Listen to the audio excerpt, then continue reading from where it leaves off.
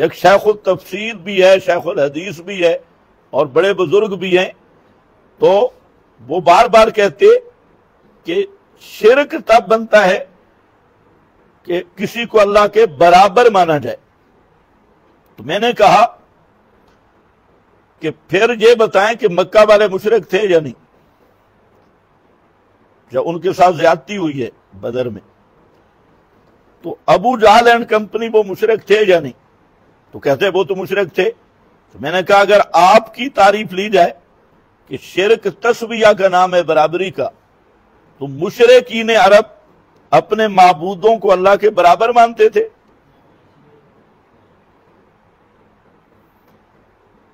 تو پہلے تو خاموش ہو گیا۔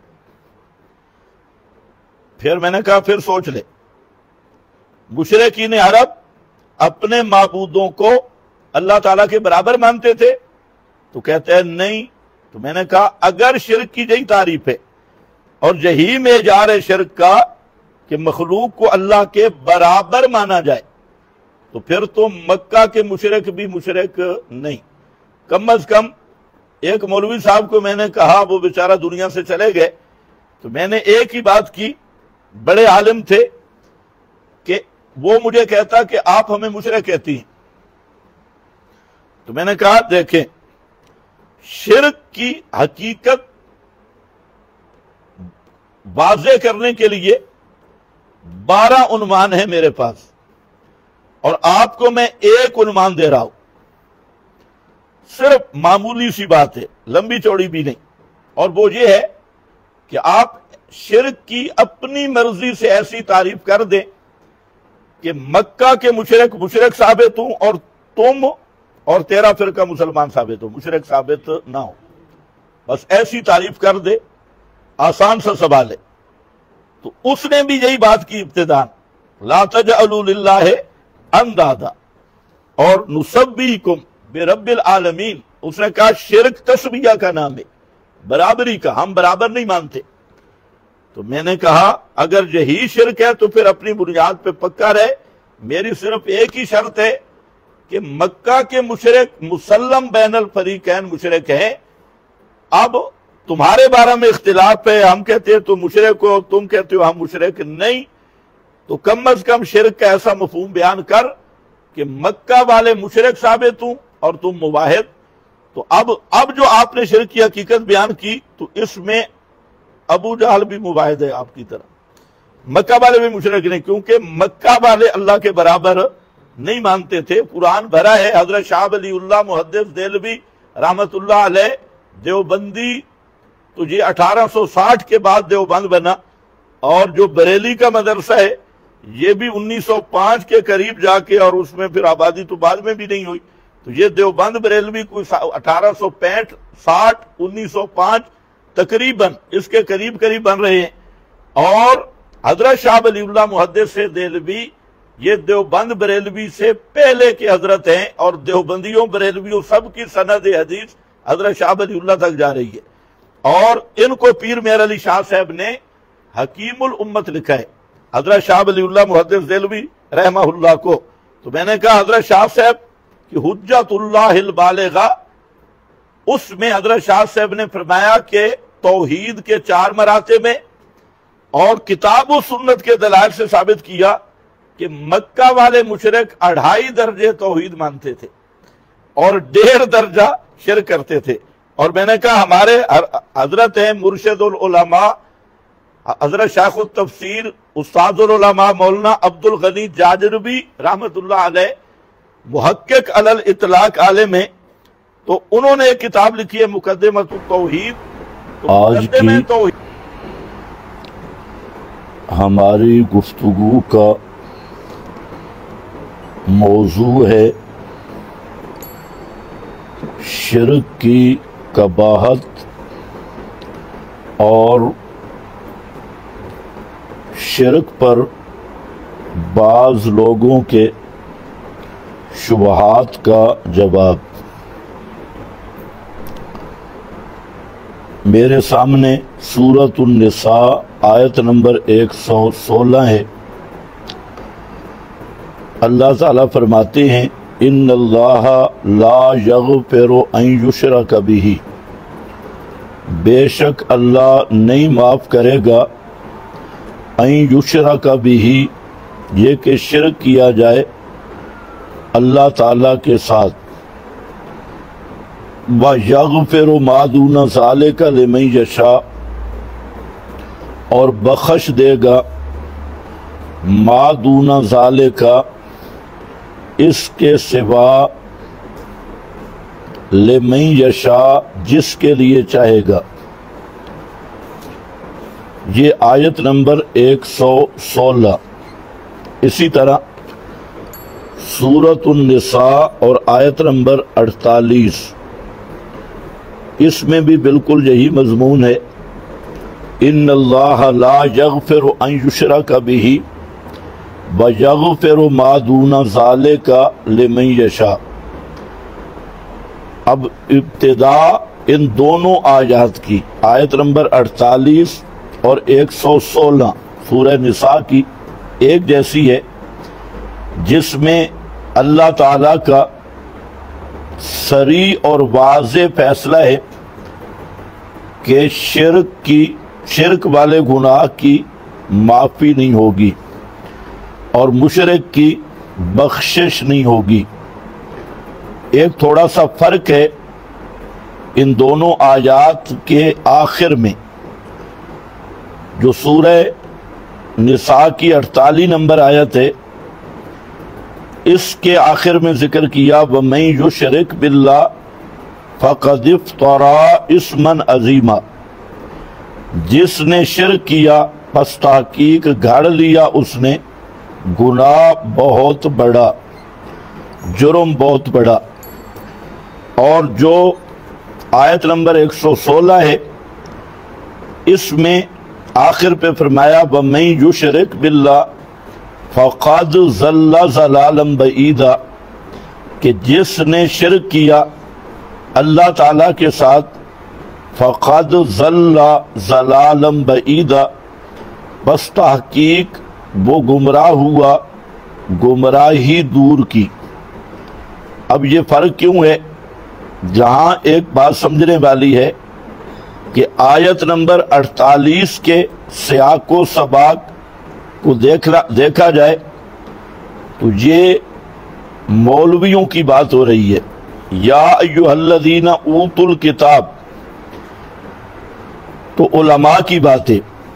اور جو آیت نمبر 116 ہے، اس میں عامت الناس کی بات ہے۔ تو علماء کی جہاں بات ذکر کیا تو وہاں پر بھی حکم لگایا لا یغفر ان یشرک بہ، کہ عالم شرک کرے اس کی بھی معافی نہیں، اور عامت الناس کا جہاں ذکر کیا تو وہاں پر بھی یہی حکم دیا کہ لا یغفر ان یشرک بہ، کہ اللہ تعالیٰ مشرک کو معاف نہیں کرے گا، شرک کی بخشش نہیں ہوگی۔ تو ان دونوں مضمونوں کو دیکھنے پر یہ بات کھل کے سامنے آ گئی کہ شرک ایسی لعنت ہے کہ اس میں جہالت بھی عذر نہیں بنتی۔ مولوی شرک کرے تب بھی جہنمی ہے، عامی شخص شرک کرے تب بھی اس کی مغفرت نہیں ہوگی۔ اور ساتھ ایک دوسرا فرق ذکر کیا کہ جہاں مولویوں کے شرک کی بات ہے وہاں لفظ افتراء کا انتخاب کیا، اور جہاں عامت الناس کے شرک کی بات ہے وہاں پر فقد ضل ضلالا بعیدا، ضلال کا لفظ منتخب کیا۔ ضلال، تو اس میں اصل وجہ یہی ہے کہ مولوی جب شرک کرتا ہے تو وہ جان بوجھ کے کرتا ہے، سمجھنے کے باوجود، بشرطے کہ مولوی ہو، اور صرف شرک نہیں کرتا، اس شرک کو صحیح ثابت کرنے کے لیے اور اس شرک کو عشق اور محبت ثابت کرنے کے لیے دلائل بھی گھڑتا ہے अपनी तरफ से दलाइल जो हकीकत में शुबहात और वसाबिस होती हैं तो वो मुल्ला साहब घड़ते हैं, इसलिए इफ्तिरा का लफ्ज़ जहाँ जिक्र किया। और जो आमी शख्स है वो शिरक करता है भूल भुला के, उसे मालूम नहीं होता कि ये शिरक है, उसे धोखा दिया जाता है कि ये मोहब्बत है, ये इश्क है और ये अल्लाह वालों के साथ ताल्लुक और ताज़ीम है, तो वो बेचारा करता शिरक है, समझता ताज़ीम है और भूले से, इसलिए वहां फ़क़द ज़ल्ला ज़लालम बईदा। तीसरा फर्क ये है कि जहां मौलवियों के शिरक का जिक्र है आयत नंबर 48 में, तो जहां पर फ़क़द इफ्तरा इस्मन अज़ीमा जिक्र किया, लेकिन इसके आगे करीब में शिरक की हकीकत जिक्र नहीं की कि शिरक है क्या। लेकिन वजह उसकी भी वही है कि मौलवी, पता है मौलवी को कि शिरक क्या है, तो उसके अपने लेटर बक्स का मसला है, इसलिए वो बेचारा इस लेटर बक्स को पालने के लिए सब बहाने बनाते हैं। और जहां आमतुन्नास की बात की तो वहां अल्लाह ताला ने शिरक की हकीकत भी बयान कर दी कि शिरक क्या है, इन यदऊन मिन दूनिही इल्ला इनासा। और इनासा का माना यहां मुतअद्दिद मुफस्सिरीन, मज़हरी ने, इसी तरीका से दुर्र मंसूर और इब्ने जरीर और इब्ने अबी हातिम और इसी तरीका से इमाम राजी और रागिब और इमाम फर्रा और अल्लामा इब्ने कसीर, सब हजरात ने, माबुर्दी, सब ने माना किया इनासन अमवातन कि शिरक ये है कि इनास ए अमवात मवात, मुर्दों को पुकारना, बेजान मखलूक को पुकारना हाजत रवाई के लिए, मुश्किल कुशाई के लिए या सफारिश के लिए। तो फरमाया इन यदऊन मिन दूनिही इल्ला इनासा व इन यदऊन इल्ला शैतानम मरीदा। और दर हकीकत ये तो समझते हैं कि हम हजरात को पुकार रहे हैं, और दर हकीकत देखा जाए तो ये शैतान सरकश को पुकारते हैं, क्योंकि ख्वाबो पत्थर की मूर्तियां हों या कब्र हो या मज़ारात हों, तो मुशरिकीन वहां जब शिरकिया अफ़ाल करते हैं तो शैतान उनसे बातें करता है, और शैतान बुजुर्गों की शक्ल अख्तियार करता है कि मैं फलाना बाबा हूं और फलाना बाबा हूं। ये समझते हैं कि बाकी वही बाबा आ गई है और उसी को हम पुकार रहे हैं, लेकिन वो कय्यज़ना लहुम कुराना, तो वो बाबा तो गया, क़यामत तक नहीं आएगा, लेकिन ये बाबा शैतान धोखा दे रहा है इनको, तो दर हकीकत वो उस शैतान को पुकारती है।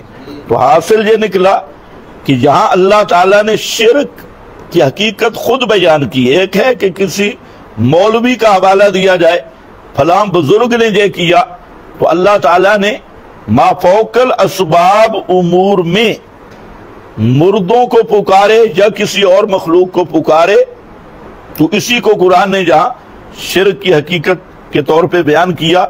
और फिर आप देखें जहां फ़क़द ज़ल्ला ज़लालम बईदा, और इस ज़ल्ला ज़लालम बईदा इसको ज़हन में रख के अब सूरतुल अहकाफ उसके शुरू में अल्लाह ताला फरमाते हैं वमन अज़ल्लो मिम्मन यदऊ मिन दूनिल्लाह। वमन अज़ल्लो, कौन बड़ा गुमराह है, मिम्मन यदऊ, उससे कि जो पुकारता है, यत्लुबुल हाजात, मज़हरी ने लिखा जो अपनी हाजतों में पुकारता है अल्लाह ताला के सिवा, मन उन हस्तियों को, ला यस्तजीबु लहू इला यौमिल क़ियामा, जो क़यामत तक इसको जवाब नहीं दे सकते, वहुम अन दुआइहिम गाफिलून, और उनको इनके पुकारने का पता भी कोई नहीं। बिल्कुल बेखबर है, इन्हें पता ही नहीं कि कौन हमें पुकार रहा है कौन नहीं। व इज़ा हुशिरन नासो कानू लहुम आदाअन व कानू बि इबादतिहिम काफिरीन, और जब जमा किए जाएंगे, इज़ा हुशिरल असनाम नहीं, इज़ा हुशिरन नास, तो हो जाएंगे वो जिनको ये पुकार रहे हैं दुश्मन इनके, और होंगे इनकी इबादत से। इबादत क्या है? यदऊ, हाजात में पुकारना, इससे वो मुनकर बन जाएंगे।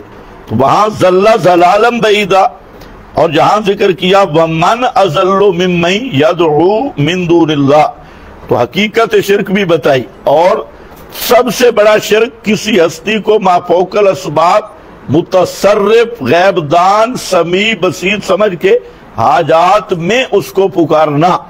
और यही कुरान पाक में सूरह फातिर में जिक्र किया कि वल्लज़ीना तदऊन मिन दूनिही मा यमलिकून मिन कितमीर, अल्लाह के सिवा जिनको तुम पुकारते हो वो क्या है? मा यमलिकून मिन कितमीर, खजूर की गुठली के पर्दे पर भी तसर्रुफ माफौकल असबाब नहीं कर सकते। इन तदऊहुम ला यस्माऊ दुआकुम, अगर तुम उन्हें पुकारो वो तुम्हारी पुकारें नहीं सुनते। वलौ समिऊ मस्तजाबू लकुम, अगर बिलफर्ज सुन लेते होते तो वो इस्तेजाबत नहीं कर सकते थे। और आगे क्या जिक्र किया? व यौमल क़ियामत यकफुरूना बिशिरकिकुम, ये खुद कुरान शिर्क किसको कह रहा है?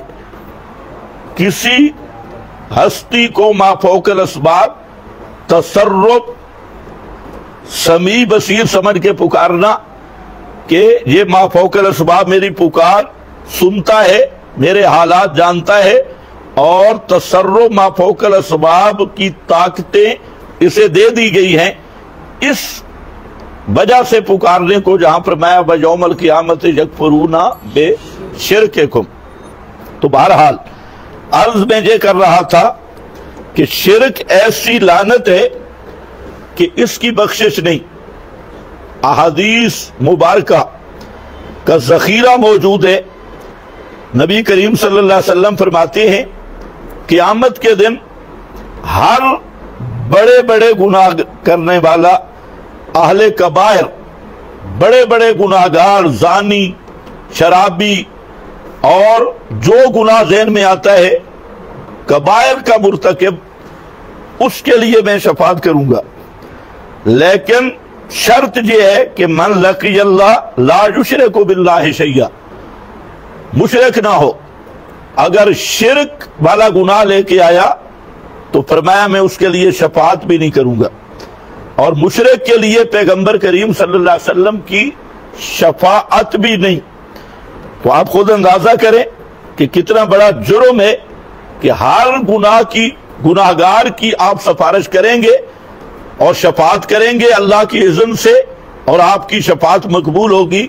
लेकिन शिर्क करने वाला इंसान वो बदबख्त है कि नबी करीम अलैहिस्सलाम को मुशरिक की शफाअत की इजाजत भी नहीं मिलेगी, इजाजत भी नहीं, और आप सिफारिश करेंगे भी नहीं। इसी तरीका से अल्लाह ताला ने शिर्क की कबाहत को जिक्र करते हुए और शिर्क की हकीकत और इससे नफरत दिलाते हुए जिक्र किया है, जिसको अंबिया का तज़किरा किया।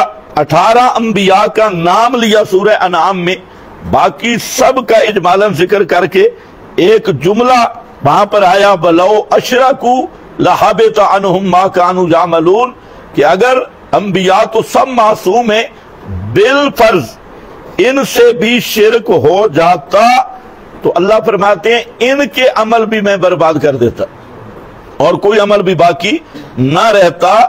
तो अब हम और आप क्या हैं, मौलवी और पीर क्या हैं, और शेखुल हदीस और बड़ा छोटी पगड़ियों वाले क्या हैं? शिर्क वो जुर्म है। फरमाया कि मेरे अंबिया मासूम हैं, वो शिर्क कर नहीं सकते, लेकिन अगर बिल फर्ज वो करते, ये वो फर्जिया कजिया है, अगर करते, कर नहीं सकते, सारे मासूम हैं, अगर बिल फर्ज उनसे भी हो जाता लहबित अन्हुम मा कानू यामलून, اور پھر فرمایا وَلَقَدْ أُوحِيَ إِلَيْكَ وَإِلَى الَّذِينَ مِن قَبْلِكَ، مجھے اپنی ذات کی قسم وَاللَّهِ لَقَدْ، آپ کہہ دے میری طرف بھی وحی ہوئی اور مجھ سے پہلے جو انبیاء ہیں ان کی طرف بھی وحی ہوئی، کس بات کی؟ لَإِنْ أَشْرَكْتَ لَيَحْبَطَنَّ عَمَلُكَ، کہ اگر تجھ سے بھی شرک صادر ہو جائے تو عمل تیرے بھی برباد کر کے رکھ دوں گا اور تیرے پلے بھی کچھ نہیں رہے گا۔ لَإِنْ أَشْرَكْتَ لَيَحْبَطَنَّ عَمَلُكَ، تو آپ خود اندازہ کر لیں کہ یہ شرک کی قباحت خود قرآن پاک نے بیان کی۔ اب اسی عنوان پر جو بعض ساتھیوں کے سوال ہیں تو وہ ذرا شروع کریں، کام بہت لمبی نہ ہو جائے۔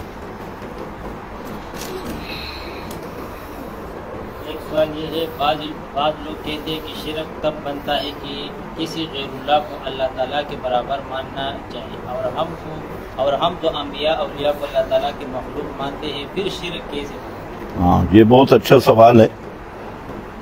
کسی ساتھی نے سوال کیا اور یہ وہ سوال ہے کہ بڑے بڑے علماء حضرات وہ اس سوال کی وجہ سے شبہات کا شکار ہوئے۔ مجھے خود ایک بڑے بزرگ نے، جو کافی بڑے بزرگ ہیں، تو کئی دفعہ اسی بات کا سوال کیا کہ شرک تب بنتا ہے کہ کسی نبی ولی پیر فقیر یعنی کسی غیر اللہ کی صفات اللہ تعالیٰ کے برابر مانی جائے، اور اس شبہ کا منشا کیا ہے؟ جہل بالقرآن، قرآن کو نہ سمجھنا۔ تو انہوں نے پھر چند دلائل بھی دیے، مثلا ایک آیت یہاں سورہ بقرہ میں ہے فَلَا تَجْعَلُوا لِلَّهِ أَنْدَادًا، تو اس پر پیش کیا فَلَا تَجْعَلُوا آیت نمبر 22 سورۃ البقرہ، کہ اس میں کیا آیا ہے کہ اللہ کے برابر کسی کو نہ بناؤ۔ فَلَا تَجْعَلُوا لِلَّهِ أَنْدَادًا، ند کا معنی مثل اور برابر۔ تو اس آیت سے استدلال کیا کہ دیکھو قرآن پاک میں آیا کہ اللہ تعالیٰ کے برابر کسی کو نہ بناؤ۔ اسی طرح دوسرے مقام پہ ہے اِذْ نُسَوِّيكُمْ بِرَبِّ الْعَالَمِينَ، مشرکین کہیں گے کہ جب ہم اپنے معبودوں کو رب العالمین کے برابر کرتے تھے، نُسَوِّيكُمْ، ہاں، جب مشرکین، یہ سورۃ شعراء ہے اور آیت نمبر 98 ہے کہ تَاللَّهِ إِن كُنَّا لَفِي ضَلَالٍ مُبِينٍ اِذْ نُسَوِّيكُمْ بِرَبِّ الْعَالَمِينَ، کہ جب ہم تمہیں اللہ تعالیٰ کے برابر سمجھتے تھے۔ اور تیسرا ہم بِرَبِّهِمْ يَعْدِلُونَ، کہ وہ ان شریکوں کو اللہ کے برابر کرتی ہیں۔ یہ 3-4 آیات، تو اس پہ ایک شیخ التفسیر بھی ہے، شیخ الحدیث بھی ہے اور بڑے بزرگ بھی ہیں، تو وہ بار بار کہتے کہ شرک تب بنتا ہے کہ کسی کو اللہ کے برابر مانا جائے۔ تو میں نے کہا کہ پھر یہ بتائیں کہ مکہ والے مشرک تھے یا نہیں، جب ان کے ساتھ زیادتی ہوئی ہے بدر میں، تو ابو جہل اینڈ کمپنی وہ مشرک تھے یا نہیں؟ تو کہتے وہ تو مشرک تھے۔ تو میں نے کہا اگر آپ کی تعریف لی جائے کہ شرک تسویہ کا نام ہے، برابری کا، تو مشرکین عرب اپنے معبودوں کو اللہ کے برابر مانتے تھے۔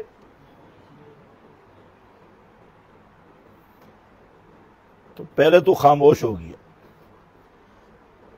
پھر میں نے کہا پھر سوچ لے، مشرکین عرب اپنے معبودوں کو اللہ تعالیٰ کے برابر مانتے تھے؟ تو کہتے ہیں نہیں۔ تو میں نے کہا اگر شرک کی یہی تعریف ہے اور یہی معیار ہے شرک کا کہ مخلوق کو اللہ کے برابر مانا جائے، تو پھر تو مکہ کے مشرک بھی مشرک نہیں، کم از کم ایک مولوی صاحب کو میں نے کہا، وہ بیچارہ دنیا سے چلے گئے، تو میں نے ایک ہی بات کی، بڑے عالم تھے، کہ وہ مجھے کہتا کہ آپ ہمیں مشرک کہتی ہیں۔ تو میں نے کہا دیکھیں، شرک کی حقیقت واضح کرنے کے لیے 12 عنوان ہیں میرے پاس، اور آپ کو میں ایک عنوان دے رہا ہوں، صرف معمولی سی بات ہے، لمبی چوڑی بھی نہیں، اور وہ یہ ہے کہ آپ شرک کی اپنی مرضی سے ایسی تعریف کر دیں کہ مکہ کے مشرک ثابت ہوں، اور تم اور تیرا فرقہ مسلمان ثابت ہو، مشرک ثابت نہ ہو، بس ایسی تعریف کر دے، آسان سا سوال ہے۔ تو اس نے بھی یہی بات کی ابتداء، لا تجعلوا للہ اندادا اور نسبیکم برب العالمین، اس نے کہا شرک تسبیہ کا نام ہے، برابری کا، ہم برابر نہیں مانتے۔ تو میں نے کہا اگر یہی شرک ہے تو پھر اپنی بنیاد پہ پکا رہے، میری صرف ایک ہی شرط ہے کہ مکہ کے مشرک مسلم بین الفریقین مشرک ہیں، اب تمہارے بارے میں اختلاف ہے، ہم کہتے ہیں تو مشرک ہو، تم کہتے ہو ہم مشرک نہیں، تو کم از کم شرک کا ایسا مفہوم بیان کر کہ مکہ والے مشرک ثابت ہوں اور تم موحد۔ تو اب جو آپ نے شرک کی حقیقت بیان کی، تو اس میں ابو جہل بھی موحد ہے آپ کی طرح، مکہ والے بھی مشرک نہیں، کیونکہ مکہ والے اللہ کے برابر نہیں مانتے تھے۔ قرآن بھرا ہے، حضرت شاہ ولی اللہ محدث دہلوی رحمت اللہ علیہ دیوبندی، تو یہ 1860 کے بعد دیوبند بنا، اور جو بریلی کا مدرسہ ہے یہ بھی 1905 کے قریب جا کے، اور اس میں پھر آبادی تو بعد میں بھی نہیں ہوئی، تو یہ دیوبند بریلوی کوئی 1865 60 1905 تقریباً اس کے قریب بن رہے ہیں۔ اور حضرت شاہ ولی اللہ محدث دہلوی یہ دیوبند بریلوی سے پہلے کے حضرت ہیں، اور دیوبندیوں بریلویوں سب کی سند حدیث حضرت شاہ ولی اللہ تک جا رہی ہے، اور ان کو پیر مہر علی شاہ صاحب نے حکیم الامت لکھا ہے، حضرت شاہ ولی اللہ محدث دہلوی رحمہ اللہ کو۔ تو میں نے کہا حضرت شاہ صاحب کی حجت اللہ البالغہ، اس میں حضرت شاہ صاحب نے فرمایا کہ توحید کے 4 مراتب میں، اور کتاب و سنت کے دلائل سے ثابت کیا کہ مکہ والے مشرک 2.5 درجے توحید مانتے تھے اور 1.5 درجہ شرک کرتے تھے۔ اور میں نے کہا ہمارے حضرت ہیں مرشد العلماء حضرت شیخ التفسیر استاد العلماء مولانا عبد الغنی جاجربی رحمت اللہ علیہ، محقق علی الاطلاق عالم ہیں، تو انہوں نے ایک کتاب لکھی ہے مقدمۃ التوحید، تو مقدمہ توحید میں انہوں نے ثابت کیا کہ مکہ والے 2.5 درجے موحد تھے، 1.5 درجہ مشرک تھے، اور جو تم ہو 4 درجے مشرک ہو۔ جو موجودہ پاکستانی مشرک ہے یہ 4 درجے مشرک ہے، مقدمہ کتاب التوحید۔ تو خیر بہرحال میں عرض یہ کر رہا تھا کہ یہاں سمجھنے کی بات ہے، اور بڑے بڑوں کو دھوکہ لگا برابری کس چیز میں، نسبیکم تو پڑھ لیا، لیکن برابری کس چیز میں؟ تو جہاں تو اگر جلالین ہی دیکھ لیتے تو مسئلہ حل ہو جاتا۔ تو ایک ہے ذات اور صفات میں برابری، ایک ہے معاملہ میں برابری۔ تو ذات اور صفات میں تو مکہ والے مشرک بھی اپنے معبودوں کو اللہ کے برابر نہیں مانتے تھے، برابر مانتے ہوتے تو ہاؤلاء شفاؤنا کیوں کہتے؟ برابر مانتے ہوتے تو ما نعبدہم الا لیقربونا الی اللہ زلفیٰ کیوں کہتے؟ برابر مانتے ہوتے تو اللہ تعالیٰ فرماتے ہیں وَلَئِن سَأَلْتَهُم مَّنْ خَلَقَهُمْ لَيَقُولُنَّ اللَّهُ، اگر آپ ان سے سوال کریں کہ ان کو اور ان کے معبودوں کو کس نے پیدا کیا، تو یہ کہیں گے صرف اللہ نے، ہمارا خالق بھی اللہ اور ہمارے معبودوں کا خالق بھی اللہ، تو وہ تو مخلوق مان رہے۔ اور وہ یہ مانتے تھے کہ خالق صرف اللہ ہے، اور امور عظام بڑے بڑے کام، رات دن، سورج چاند، یہ جو ریبن سے آپ سنتے ہیں اس کو بھی مکہ والے مانتے تھے۔ سورج کا نظام، چاند کا نظام، رات کا نظام، دن کا نظام، دریاؤں کا نظام، بری نظام، بحری نظام، تو یہ تو سورہ یونس پڑھو، کل من یرزقکم من السماء والارض امن یملک السمع والابصار، تو یہ پوری آیات بتا رہی ہیں کہ وہ بڑے بڑے کاموں میں بھی اللہ کو وحدہ لا شریک مانتے تھے، وہ اپنے معبودوں کو نہ واجب الوجود مانتے تھے، نہ خالق مانتے تھے، اور نہ امور عظام میں متصرف مانتے تھے۔ چھوٹے چھوٹے کاموں کا تصرف اور مخصوص خطوں کا وہ تصرف اور الوہیت میں وہ پورے مشرک تھے۔ ان کی الوہیت ان کو عالیہ کہتے، اور الوہیت والے مسئلہ میں وہ پکے مشرک۔ تو بہرحال ایک لمبا مضمون ہے، تو اب یہ سمجھنا ضروری ہے کہ تسبیہ کس میں ہے۔ تو یاد رکھو ذات اور صفات کا تسبیہ نہیں۔ اس لیے امام رازی رحمت اللہ علیہ تفسیر کبیر میں فرماتے ہیں کہ اعلم انہ لیس فی العالم احد یثبت للہ شریکا یساوی فی الوجود والقدرت والعلم والحکمہ۔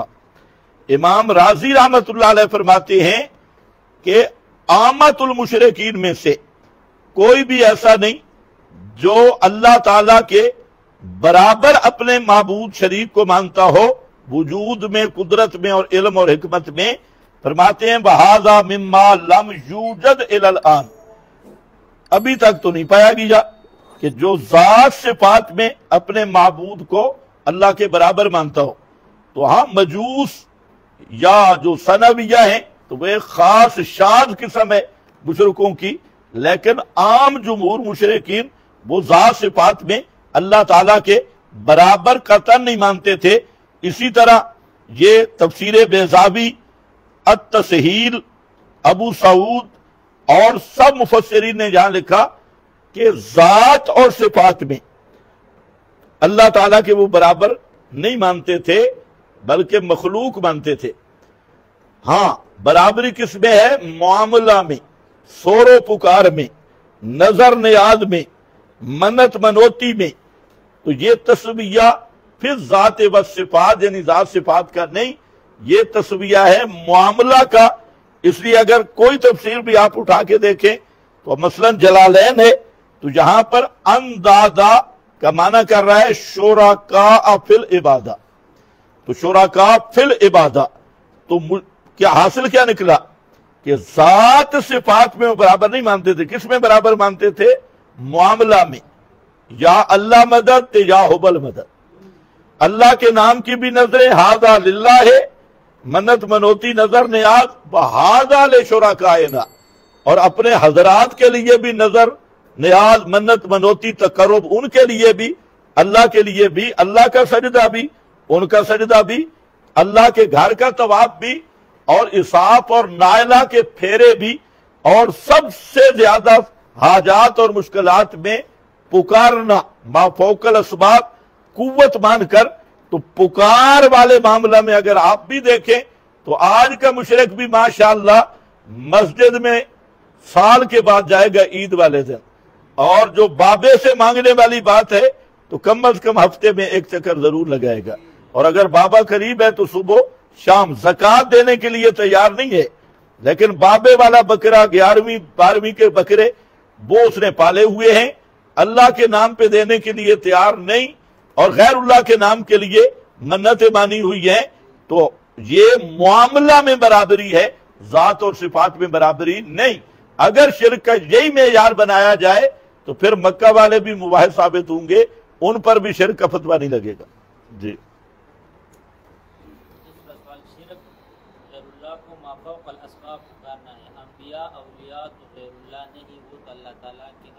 ماشاءاللہ، یہ بھی بڑا اچھا سوال ہے۔ شبو سمجھو، اب عامت الناس کو، اور یہ جو سوال ہے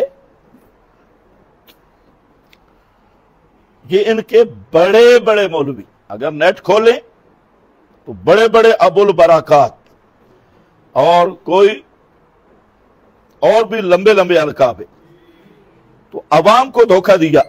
اور غیر کے دو معنی، ایک ہے ہماری بول چال میں غیر، یہ اپنا ہے یہ ہمارا، اور یہ کون ہے؟ غیر ہے۔ یہ ہمارا اپنا ہے، یہ ہمارا غیر ہے۔ اور ایک غیر ہے عین کے مقابلہ میں، یعنی اس کی ذات الگ ہے، اس کی ذات الگ ہے۔ باپ غیر ہوتا ہے یا اپنا ہوتا ہے؟ بس تم بھی پھنس گئے۔ باپ غیر ہے یا اپنا ہے؟ اگر غیر کا معنی دشمن والا لیا جائے، پرائے والا لیا جائے جو ہمارا محاورہ ہے، تو باپ اپنا ہے، غیر نہیں۔ اور اگر ذات والا معنی لیا جائے کہ باپ کی ذات اور اس کی ذات ایک ہے، یا باپ کی ذات اور ہے اس کی ذات، اگر دونوں کی ذات ایک ہے تو پھر بیٹا بھی یہ خود ہے اور باپ بھی یہ خود ہے۔ اور اگر باپ کی ذات اور ہے اس کی ذات اور ہے تو پھر یہ بیٹا بھی ہے اور باپ بھی ہے، اور باپ الگ ہے، بیٹا الگ ہے۔ آگے جو تفریح ہے وہ میں چھوڑ رہا ہوں، وہ آپ خود سمجھ لیں۔ اگر باپ غیر نہیں تو اس کی بیوی کے ساتھ جو اس کا حق ہے باپ کا بھی حق ہے، وہی حق، اور اس کی اماں جان پہ جو باپ کا حق ہے بیٹے کا بھی حق ہے بقول اس کے۔ تو اس لیے غیر کا معنی سمجھو۔ سب سے بڑا دھوکہ یہ دیا جاتا ہے کہ محاورہ استعمال کر کے کہ فلانا اپنا ہے اور فلانا غیر ہے۔ مثلا آپ ہیں، آپ ہمارے اپنے ہیں، غیر نہیں، اور محلے والے وہ غیر ہیں، تو یہ ہمارا محاورہ ہے۔ غیر اللہ سے مراد کون ہے؟ اللہ کے سوا۔ تو اس معنی میں اللہ کے ما سوا والے معنی کے لحاظ سے انبیاء بھی غیر اللہ ہیں، اولیاء بھی غیر اللہ ہیں۔ اور جو کسی نبی کو عین اللہ مانے یا کسی ولی کو عین اللہ مانے تو وہ فرعون سے بھی بڑھ کے کافر ہے۔ اللہ تعالی کی ذات کے لحاظ سے وہ اللہ کی ذات اور ہے، ان کی ذات اور ہے۔ اور یہ جتنے مولوی کبڈی کھیلتے ہیں ان کا امتحان ہو جائے گا۔ ان کو کہو کہ قرآن پاک میں ہے کہ ما اہل بہ لغیر اللہ۔ اب اس کا یہ معنی کیا کرتے ہیں، اس پہ انشاءاللہ میں گفتگو بعد میں کسی وقت کروں گا۔ یہ کیا معنی کرتی ہے کہ بوقت ذبح جس جانور پہ غیر اللہ کا نام لیا جائے وہ حرام ہے۔ اب ان کو کہو کہ جانور کو ذبح کرتے ہوئے یا رسول اللہ، یا نبی اللہ، پیر عبد القادر جیلانی، باہو، سلطان باہو کا ذرا نام لو، باہو باہو کر کے ذبح کرو، اور یا رسول اللہ کہہ کے ذبح کرو، یا علی کہہ کے ذبح کرو، اور پھر اپنے کسی مفتی سے فتویٰ لے آ کے دو کہ یہ جانور حلال ہے۔ اور اب پتہ چلے گا کہ وہاں اللہ کا نام لینا ہے، غیر اللہ کا نام۔ اگر بوقت ذبح نبی کا نام لیا تب بھی کافر ہے اور وہ جانور حرام ہے۔ ولی کا نام لیا تب، یہ اتفاقی مسئلہ ہے ان کا اور ہمارا۔ اس شک پہ اتفاق ہے کہ بوقت ذبح غیر اللہ کا نام لیا تو جانور حرام ہے۔ اب ذرا کہ وہ تو اپنے ہیں لہذا نام لے لوں گا، تو دھوکے کی حقیقت سمجھے۔ میں نے آپ کو بتایا غیر کے دو معنی ہیں، غیر بمعنی پرایا جس کے ساتھ ہمارا کوئی تعلق نہیں، محاورے والا، اور ایک غیر کا معنی ما سوا ہے۔ تو انبیاء اولیاء اللہ کے محبوب ہیں، اللہ کے اپنے ہیں۔ اس پرائے والا معنی میں غیر نہیں ہے، وہ اللہ تعالیٰ کے مقرب ہیں، اللہ تعالیٰ کے محبوب ہیں، اللہ تعالیٰ کے منعم لوگ ہیں، لیکن ہیں ما سوا اللہ، ہیں وہ غیر اللہ، وہ عین اللہ نہیں۔ اور یہودیوں نے عین اللہ، عیسائیوں نے عین اللہ کہا تو قرآن نے کیا کہا؟ لَقَدْ كَفَرَ الَّذِينَ قَالُوا إِنَّ اللَّهَ هُوَ الْمَسِيحُ ابْنُ مَرْيَمَ لَقَدْ كَفَرَ الَّذِينَ قَالُوا وَاللَّهِ لَقَدْ، اللہ کی قسم وہ پکے کافر ہیں جو کہتے ہیں عیسیٰ عین اللہ ہے۔ ان اللہ هو المسیح ابن مریم، اللہ ہی مسیح بیٹا مریم کا۔ تو جو نبی اور اللہ کو ایک مانتا ہے کسی نبی ولی کو عین اللہ مانتا ہے، غیر اللہ نہیں مانتا، تو لقد کفر قرآن نے قسم اٹھا کے اسے کافر کہا ہے۔ اب کچھ سمجھ آئی غیر کا معنی؟ یہ عوام کو دھوکہ دیتی ہیں کہ غیر پرایا، گوارڈی، فلانا، جس کے ساتھ تعلق نہ ہو، تو یہ اپنا محاورہ استعمال کرتی ہیں۔ جی شرک اللہ تعالیٰ کو چھوڑ کر غیر اللہ کو پکارنا ہے۔ ہم تو اللہ تعالیٰ کو بھی پکارتے ہیں اور انبیاء اولیاء کو بھی پکارتے ہیں، پھر شرک کیسے؟ یہ سوال کا مطلب ہے کہ شرک تب ہے کہ اللہ کو چھوڑ دیا جائے، اللہ کو نہ پکارا جائے۔ بالکل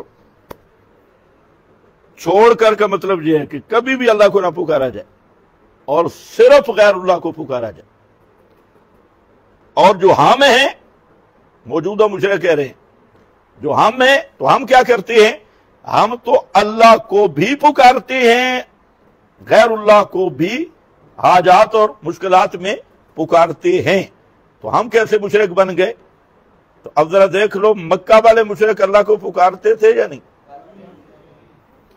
مکہ والے مشرک اللہ کو بھی پکارتے تھے اور بابے کو بھی پکارتے تھے، بلکہ بسا اوقات ایسا مقام آتا کہ بابے کو چھوڑ دیتے تھے، اللہ کو نہیں چھوڑتے تھے، ایسا مقام بھی آتا۔ تو یہ مکہ والے مشرک کعبہ کا خلاف پکڑ کے کہہ رہے ہیں اللہم ان کان ھذا ھو الحق من عندک فامطر علینا حجارۃ من السماء۔ کون کہہ رہے ہیں؟ مکہ والے مشرک ہی کہہ رہے ہیں۔ اسی طرح سورہ یونس میں ہے کہ اذا رکبوا فی الفلک، کشتیوں پر سوار ہوتے، کشتی بھمر میں پھنس جاتی، اسباب منقطع ہو جاتے، تو اس وقت کیا کرتے؟ دعوا اللہ مخلصین لہ الدین۔ اب بابے شابے گئے، لات منات ہبل عزا کیا، تو یہ جو فلسفہ ہے اللہ کو بالکل چھوڑ دیا اور اللہ سے کٹ کے ان کو پکارا، تو ہم تو اللہ کو بھی پکارتے ہیں اور بابے کو بھی پکارتے ہیں۔ تو یہی کام ابو جہل بھی کرتا تھا۔ ایک تو پھر کیا فرق ہوا ابو جہل اور آپ میں؟ ایک چیز۔ دوسری چیز یہ ہے کہ قرآن پاک کا اگر مطالعہ کریں تو قرآن نے بھی اس کو لیا ہے۔ قرآن کیا کہتے ہیں؟ اِلَٰهٌ مَعَ اللَّهِ، اِلَٰهٌ مَعَ اللَّهِ، کیا ہے کوئی پکاریں سننے والا ساتھ اللہ کے؟ مَعَ اللَّهِ، اب اللہ کو چھوڑ کے وہ مانتے تھے۔ مَعَ اللَّهِ، بھائی چھوڑ کے وہ کیسے؟ وہ تو کہتے ہیں ہؤلاء شفاؤنا عند اللہ، یہ تو ہماری سیڑھیاں ہیں جی، یہ تو ہم اللہ سے کروا دیتے، پھر اللہ کو چھوڑا کیوں؟ اللہ کے قرب کے لیے تو ان کو پکارا ہے، لِيُقَرِّبُونَ إِلَى اللَّهِ زُلْفَىٰ، وہ تو ان کی پکار کرتے اللہ کا قرب حاصل کرنے کے لیے۔ تو یہ عجیب فلسفہ ہے، اور یہ بڑے بڑے حضرات نے یہ فلسفہ شروع کر رکھا ہے جی، اللہ کو چھوڑ کر۔ ایک کتاب ہے گلشن توحید و رسالت، اس میں بڑے شیخ الحدیث کی لکھی ہوئی ہے گلدستہ توحید کا جواب، تو اس نے یہی منطق چلائی کہ اللہ کو بالکل چھوڑ کے پکارنا۔ تو پھر آخر پہ ایک اور آیت بھی سن لو، ان المساجد للہ، آگے فلا تدعوا مع اللہ احدا، اب بھی کوئی ادھر رہے گا، لا تدعوا، مت پکارو اللہ کو چھوڑ کے نہیں، مع اللہ، اللہ کے ساتھ، اور احدن، کسی کو بھی۔ ان المساجد للہ فلا تدعوا مع اللہ احدن۔ جی شرک کسی غیر کی عبادت کرنا ہے، ہم تعظیم کرتے ہیں عبادت نہیں کرتے، پھر مشرک کیسے؟ یہ بہت اچھی بات ہے۔ سوال یہ ہے کہ شرک غیر اللہ کی عبادت کا نام ہے، اور ہم عبادت نہیں کرتے، تعظیم کرتے۔ بہت اچھی بات ہے، ہم کہتے ہیں کاش کہ تم ایسا کرتے۔ اس لیے اب تم پہ واجب ہے کہ عبادت اور تعظیم کا فرق کرو۔ عبادت کیا ہے اور تعظیم کیا ہے؟ تو کر لو ذرا فرق کہ عبادت کیا ہے اور تعظیم کیا ہے۔ تو یہی تو ہم کہتے ہیں فرق کرو، ورنہ تم عبادت کا نام تعظیم رکھے ہوئے ہو، کرتے عبادت ہو اور نام کیا رکھا ہوا ہے؟ تعظیم۔ ہمارے نزدیک فرق ہے عبادت کا اور تعظیم کا۔ تعظیم انبیاء کی ہے، اور سب سے زیادہ تعظیم محمد رسول اللہ صلی اللہ علیہ وسلم کی ہے، اور صحابہ کرام سب سے زیادہ نبی کریم علیہ السلام کی تعظیم کرتے۔ بخاری شریف میں عروہ بن مسعود نے جب منظر دیکھا تھا تو وہاں بخاری کے اندر جملہ ہے کہ محمد رسول اللہ کے صحابہ جو آپ کی جو عظم محمدن، جو محمد کی تعظیم کرتے ہیں، ایسا کوئی کسی کی تعظیم نہیں کرتا۔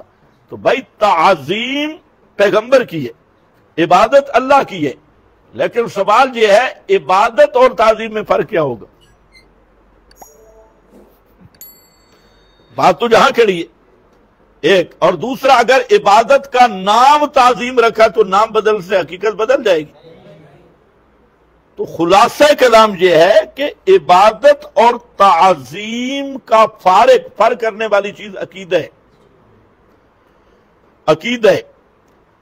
اگر کسی ہستی کے متعلق تسلط غیبی کا عقیدہ رکھا کہ یہ ہستی ما فوق الاسباب سمیع بصیر علیم قدیر ہے، اس عقیدے کے ساتھ تعظیم کی تو یہ تعظیم عبادت ہے، اور اگر یہ عقیدہ نہیں تو پھر وہ تعظیم ہے۔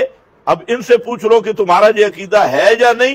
اگر تم ما فوق الاسباب انبیاء اولیاء کو سمیع بصیر متصرف اور غیب دان سمجھتے ہو تو پھر تمہیں دھوکہ لگا ہوا ہے، تم تعظیم نہیں کرتے، تم عبادت کرتے ہو۔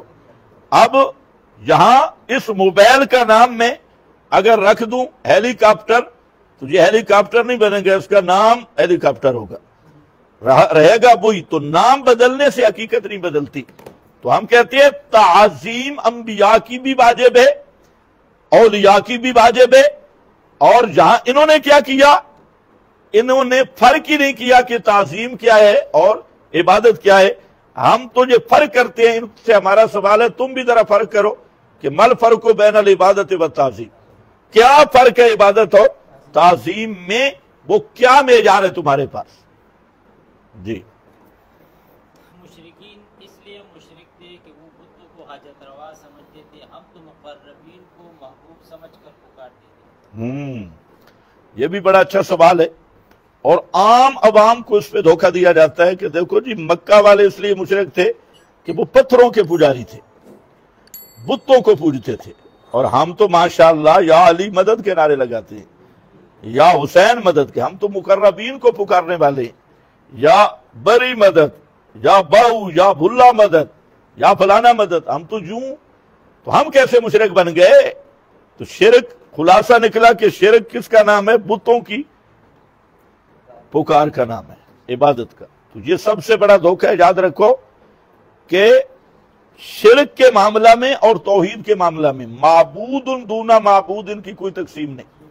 معبود دون معبود کا مطلب ہے کہ ایک معاملہ ایک ہستی کے ساتھ کیا جائے تو وہ شرک ہو، اور دوسرے کے ساتھ کیا جائے تو وہ شرک نہ ہو، تو ایسی کوئی بات نہیں۔ جو کام بتوں کے لیے کرنے سے شرک بنتا ہے وہ انبیاء اور اولیاء کے لیے کرنا بھی کیا بنتا ہے؟ شرک بنتا ہے۔ اب دیکھیں حضرت عیسائی کس کو پکارتے ہیں؟ حضرات عیسائی کس کو پکارتے ہیں؟ حضرت عیسیٰ کو، یہودی حضرت عزیر کو، اور اسی طریقہ سے دوسری جو بات کی ہے کہ وہ پتھروں کے پجاری تھے، یہ بھی جھوٹ ہے۔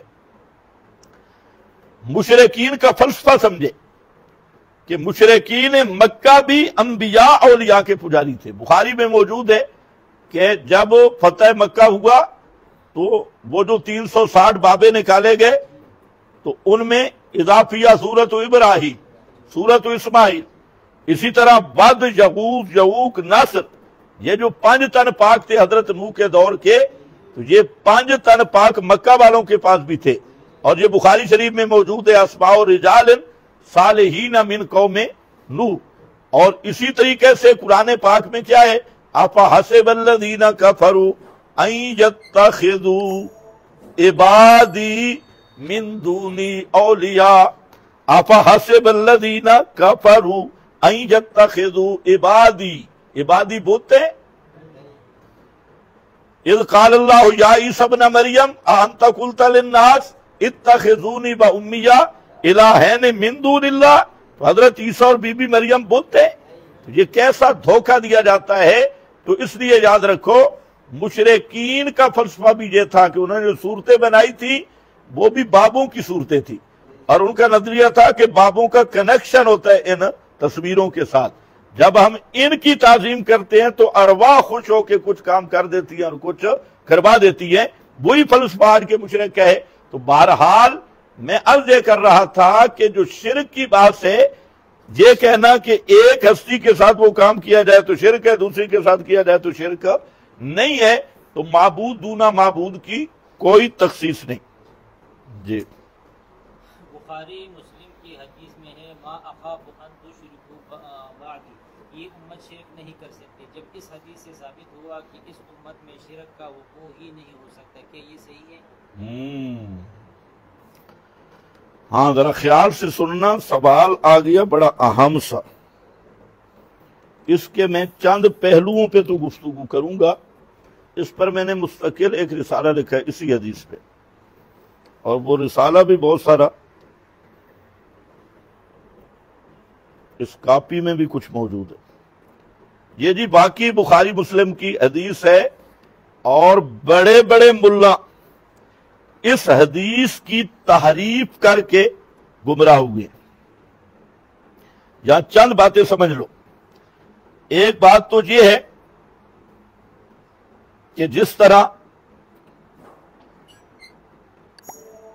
قرآن مقدس پر ایمان لانا ضروری ہے، اسی طرح احادیث صحیحہ، فرمودات نبوت جو بیان ہے قرآن کا، ان پہ بھی ایمان لانا ضروری ہے۔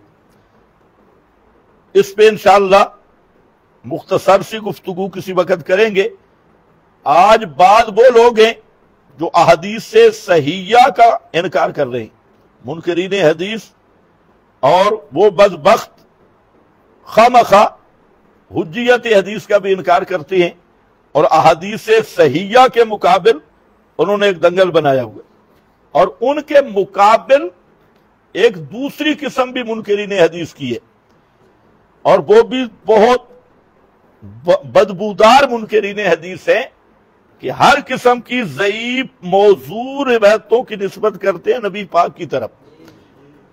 جھوٹی اور موضوع روایتوں کی نسبت نبی پاک صلی اللہ علیہ وسلم کی طرف کرنے والا وہ بدبودار منکر حدیث بھی ہے، اور وہ بدبودار منکر قرآن بھی ہے۔ قرآن کا بھی منکر ہے، حدیث کا بھی منکر ہے۔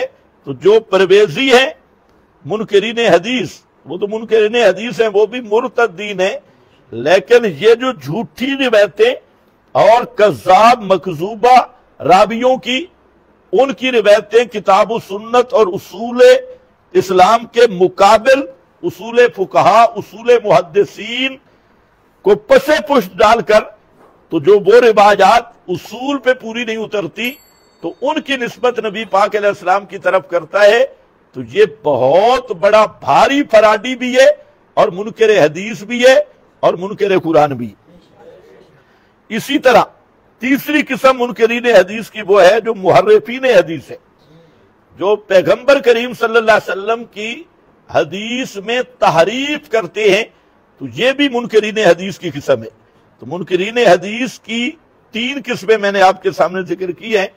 تو اب یہ جو حدیث ہے اس کو ذرا سمجھو، یہ حدیث صحیح ہے، اور یہ بخاری مسلم میں موجود ہے۔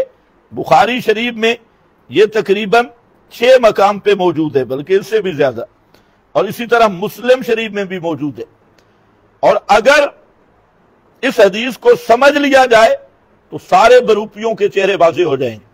آج لوگ جو اس حدیث کی تحریف کر رہے ہیں اور کیا کرتے ہیں، حدیث پڑھ کے نتیجہ کیا، رزلٹ کیا دیتی ہے کہ اس امت میں شرک کا وقوع نہیں ہو سکتا، یہ امت شرک کر ہی نہیں سکتی. کوئی گھوڑا پوجے شرک کر ہی نہیں سکتی, کوئی قبر پوجتا رہے شرک کر ہی نہیں سکتی, کوئی غیر اللہ کو پکارتا رہے شرک کر ہی کوئی نہیں سکتا.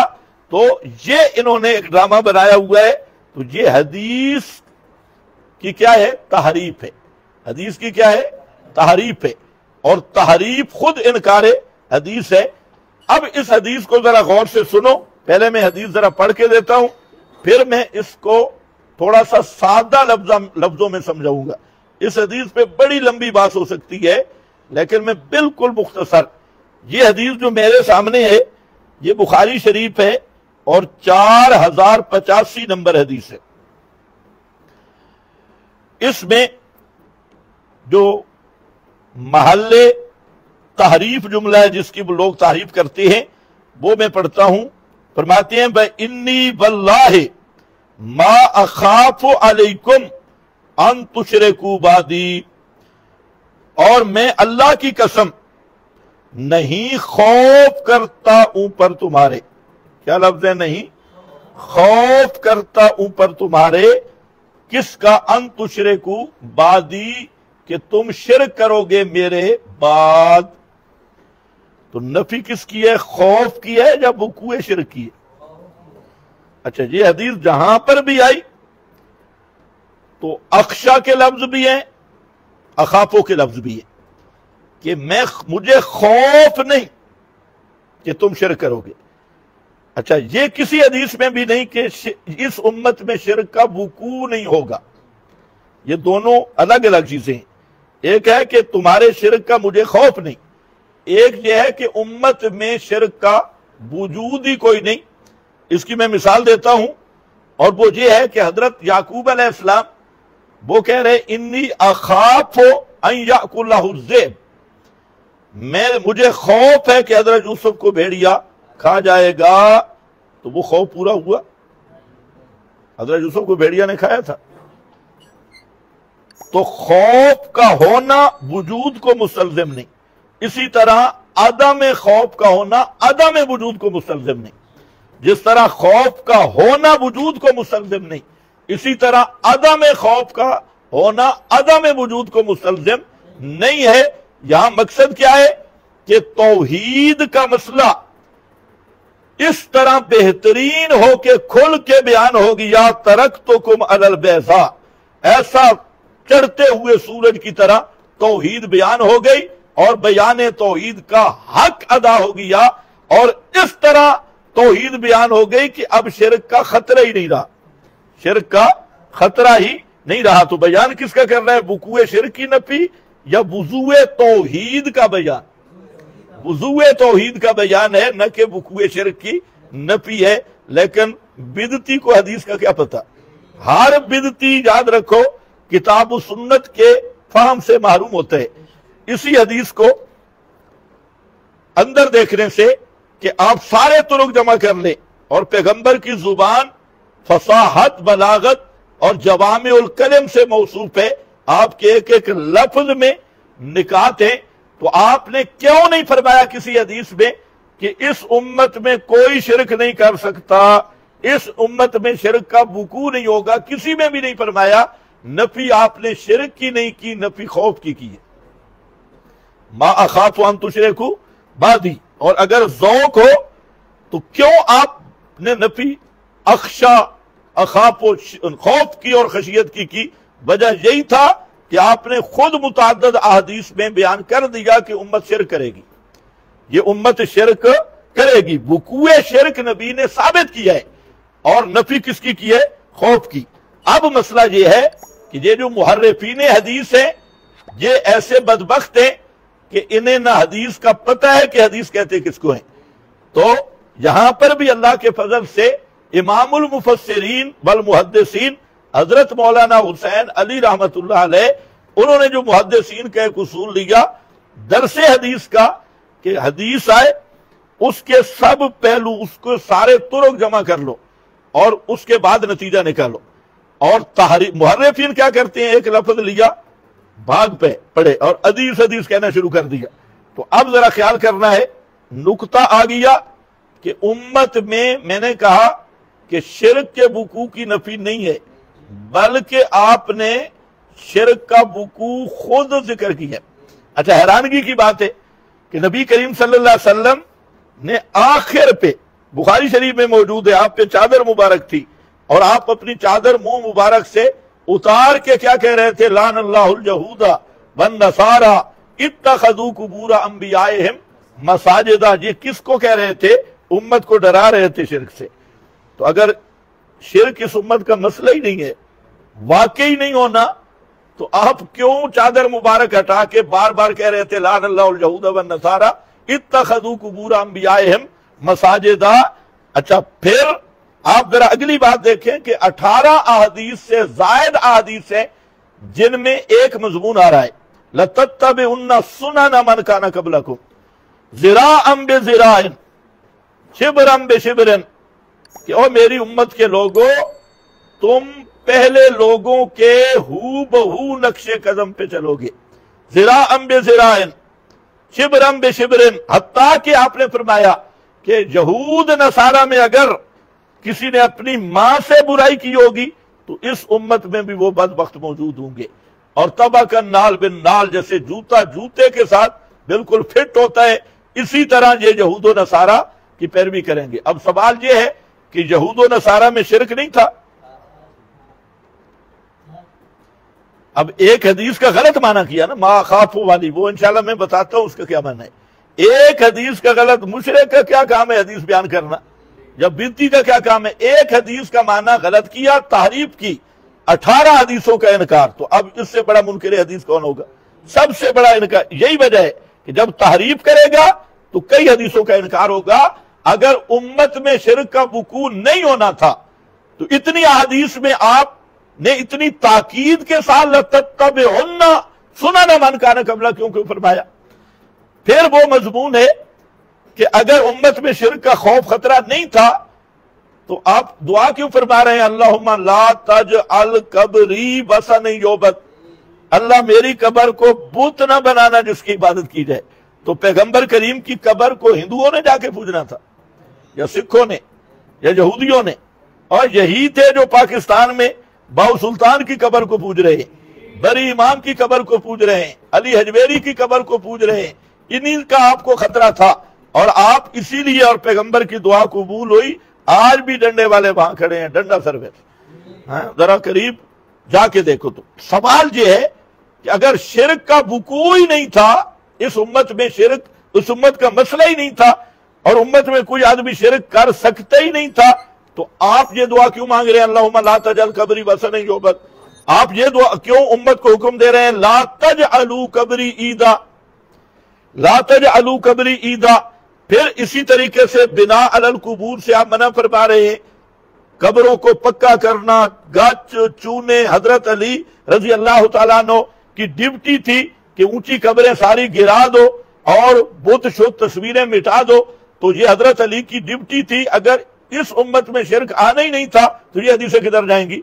تو اور پھر اسی طریقہ صحیح حدیث میں موجود ہے کہ نبی پاک صلی اللہ علیہ وسلم نے فرمایا لا تزال طائف، یہ لا تقوم الساعہ حتی تلحق قبائل من امتی بالمشرکین، تلحق قبائل امتی بالمشرکین، اس وقت تک قیامت قائم نہیں ہونا جب تک میری امت کا ایک قبیلہ نہیں، قبائل،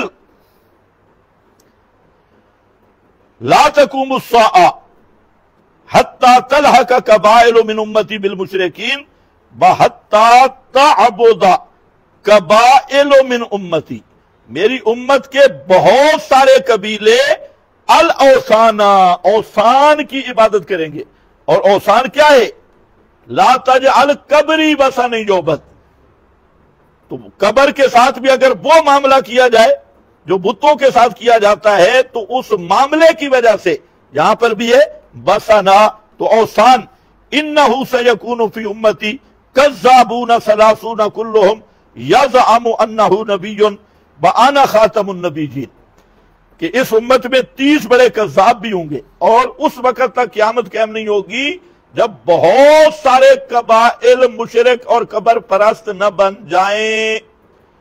تو آپ شرک کو ثابت کر رہے ہیں یا نفی کر رہے ہیں؟ آپ تو ثابت کر رہے ہیں، یہی تو وجہ ہے۔ میں نے کہا آخر زبان رسالت سے ما اخاف و خوف کی نفی تو نکلی ہے، یہ کیوں نہیں فرمایا کہ شرک ہوگا نہیں؟ اس کی وجہ یہ ہے کہ 20 احادیث میں شرک ثابت ہے، اور اسی طریقے سے جہاں تک آیا کہ یہ میری امت کی عورتوں کے جو لفظ ذرا محتاط بولنا، وہ جو ڈانس کرتے ہیں قبروں کے اردا گرد، ہاں تو وہ لات اور فلاں جگہ پہ وہ اپنے چوتڑوں کو حرکت دیتی ہوں گی، ڈانس کریں گی وہاں، تو یہ بھی جہاں تک فرما دیا۔ تو بہرحال میں عرض کر رہا تھا کہ وقوع شرک تو نبی پاک نے ثابت کیا ہے کہ امت میں شرک ہوگا اور شرک جلی ہوگا۔ یہود و نصارہ والی حدیثیں وہ الگ ہیں ان کے متعلق، اور اس امت کا ان کی اتباع کرنا، اور یہ جو حدیث ہے یہ الگ ہے، ابو داؤد کی ہے، اور اسی طریقہ سے اور بھی اس پر احادیث موجود ہیں۔ تو پھر اس حدیث کا کیا معنی ہے؟ ما اخافو، تو ایک بات تو میں نے کہہ دی کہ نفی وقوع شرک کی ہے ہی نہیں، بلکہ نفی کس کی ہے؟ خوف کی، مجھے خوف نہیں رہا۔ تو کچھ بھی اہل ذوق آدمی ہو وہ سمجھ سکتا ہے کہ اس سے شرک کی نفی کرنا مقصد نہیں، وضوء توحید کو بیان کرنا مقصد ہے، کہ توحید ان رڑے تے چڑھ کے بیان ہو گئی ہے، کھل کے بیان ہو گئی ہے کہ شرک کا خدشہ ہی نہیں رہا، خطرہ ہی نہیں رہا۔ اچھا،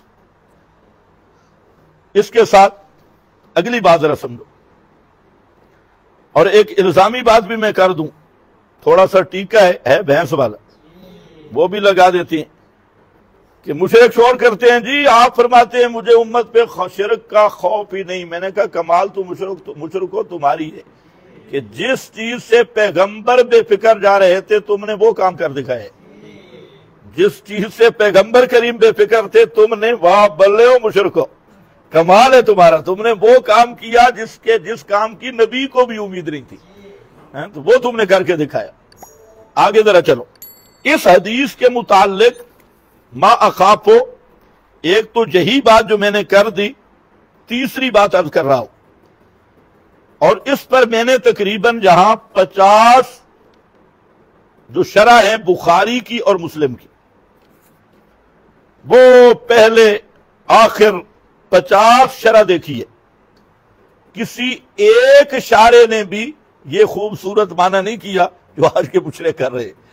پوری آپ شروعات دیکھ لیں بخاری کی، مجھے جو مجسر شروعات تھی مجھے ملی وہ بخاری مسلم کی 50 شرح، اور وہ پہلے بھی، حنفی بھی، مالکی بھی، شافی بھی، ابن حجر بھی، ان کے استاد بھی، عینی بھی، پچھلے بھی، اگلے بھی، ساری وہ شروحات میں کوئی ایک شارح مجھے نہیں ملا کہ جس نے اس حدیث کا یہ معنی کیا ہو کہ شرک اس امت کا مسئلہ ہی نہیں، یا اس امت میں شرک کا وقوع ہو سکتا ہی نہیں، مجھے نہیں ملا۔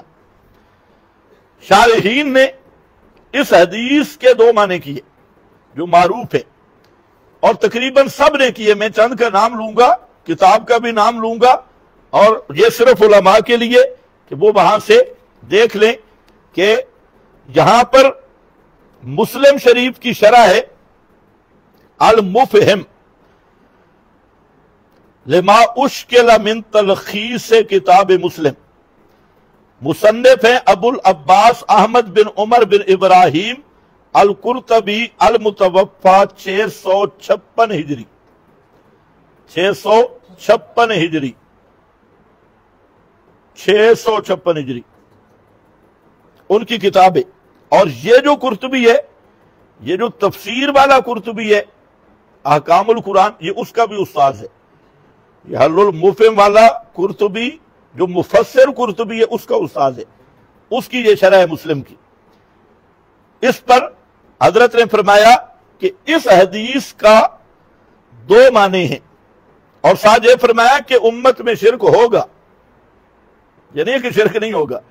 فرماتے ہیں پہلا معنی ہے یعنی انہو قد آمن علی جملت اصحابہ ان یبدلوا دین الاسلام بدین الشرک۔ فرماتے ہیں کہ تشرکو کا جو خطاب ہے، ما اخاف علیکم، تم پہ مجھے خوف کا خطرہ نہیں، تو کہتے ہیں اس سے مراد ہے اصحاب النبی، कौन मुराद है? नबी के सारे सहाबा मुराद है। सहाबा में शिरक नहीं था, ये खिताब खास है और खिताब खास होता रहता है। वलकद नसरकुमुल्लाहु बिबदरिन वअंतुम अज़िल्ला, अब तुम बदर में थे, अंतुम का खिताब भी सहाबा है और कौन तुम का खिताब भी सहाबा है। लो युतीयुकुम फी कसीर मिनल अम्र, लो युतीयुकुम, अगर नबी तुम्हारी इताअत करे बहुत सारे मामलात में तो कुम तुम हो, और कुम कौन है? सहाबा। तो यहाँ अल्लामा कुर्तुबी फरमाते हैं कि ये खिताब जो है ये किसको है? सहाबा को। और पैगंबर करीम किन पर मुतमईन थे?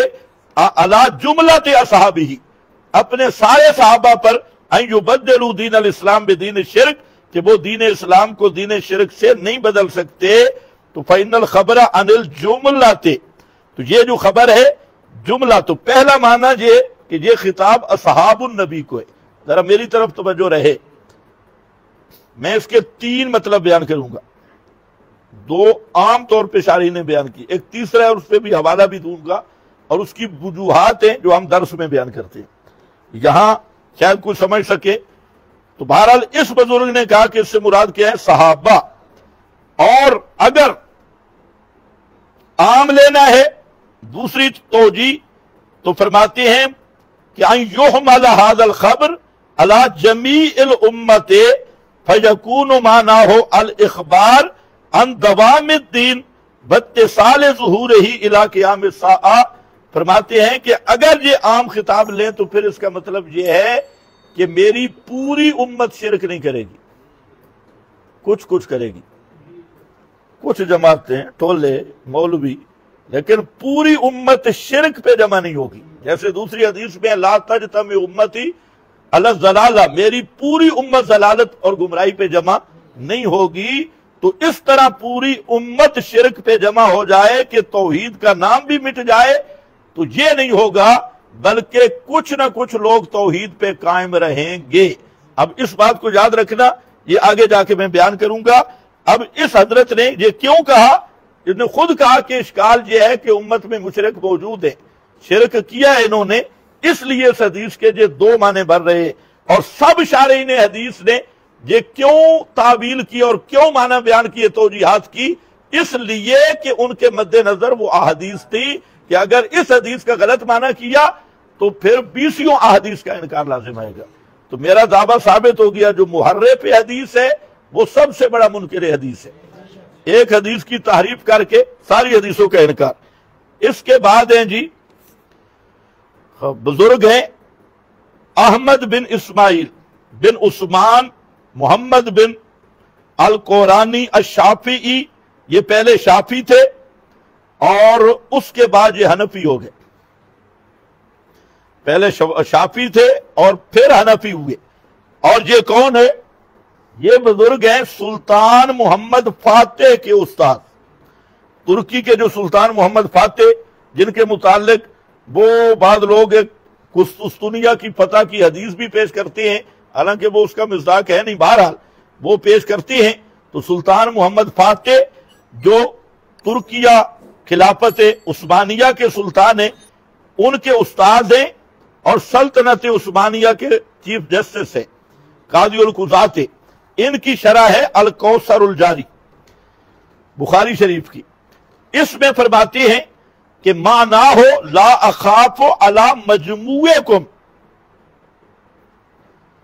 ला अखाफो अला मजमुएकुम, मैं तुम्हारे मजमुए पर शिरक का खौफ नहीं करता कि सारे मुशरिक बन जाओ, यूं नहीं होगा। कुछ कुछ होंगे, कुछ जमातें होंगी, टोले होंगे, पाकिस्तानी, हिंदुस्तानी, गिरोह होंगे, पार्टी, लेकिन ये नहीं होगा कि सारे मुशरिक बन जाओ, तुम सब के सब मुशरिक बनो, इस चीज का मुझे कोई खौफ नहीं।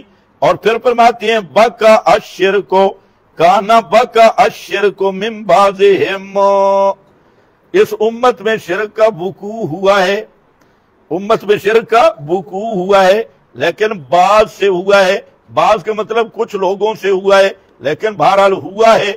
ये सल्तनत उस्मानिया के चीफ जस्टिस साहब हैं।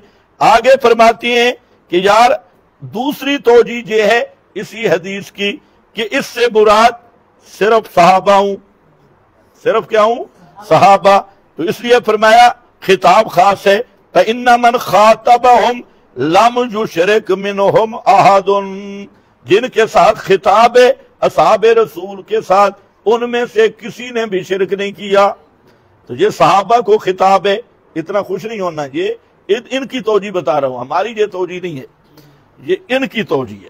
میں آگے وجہ بیان کروں گا، میں صرف شارحین کی بات کر رہا ہوں. اسی طرح یہ جو بزرگ ہیں المتوفا 893 ہجری ہے.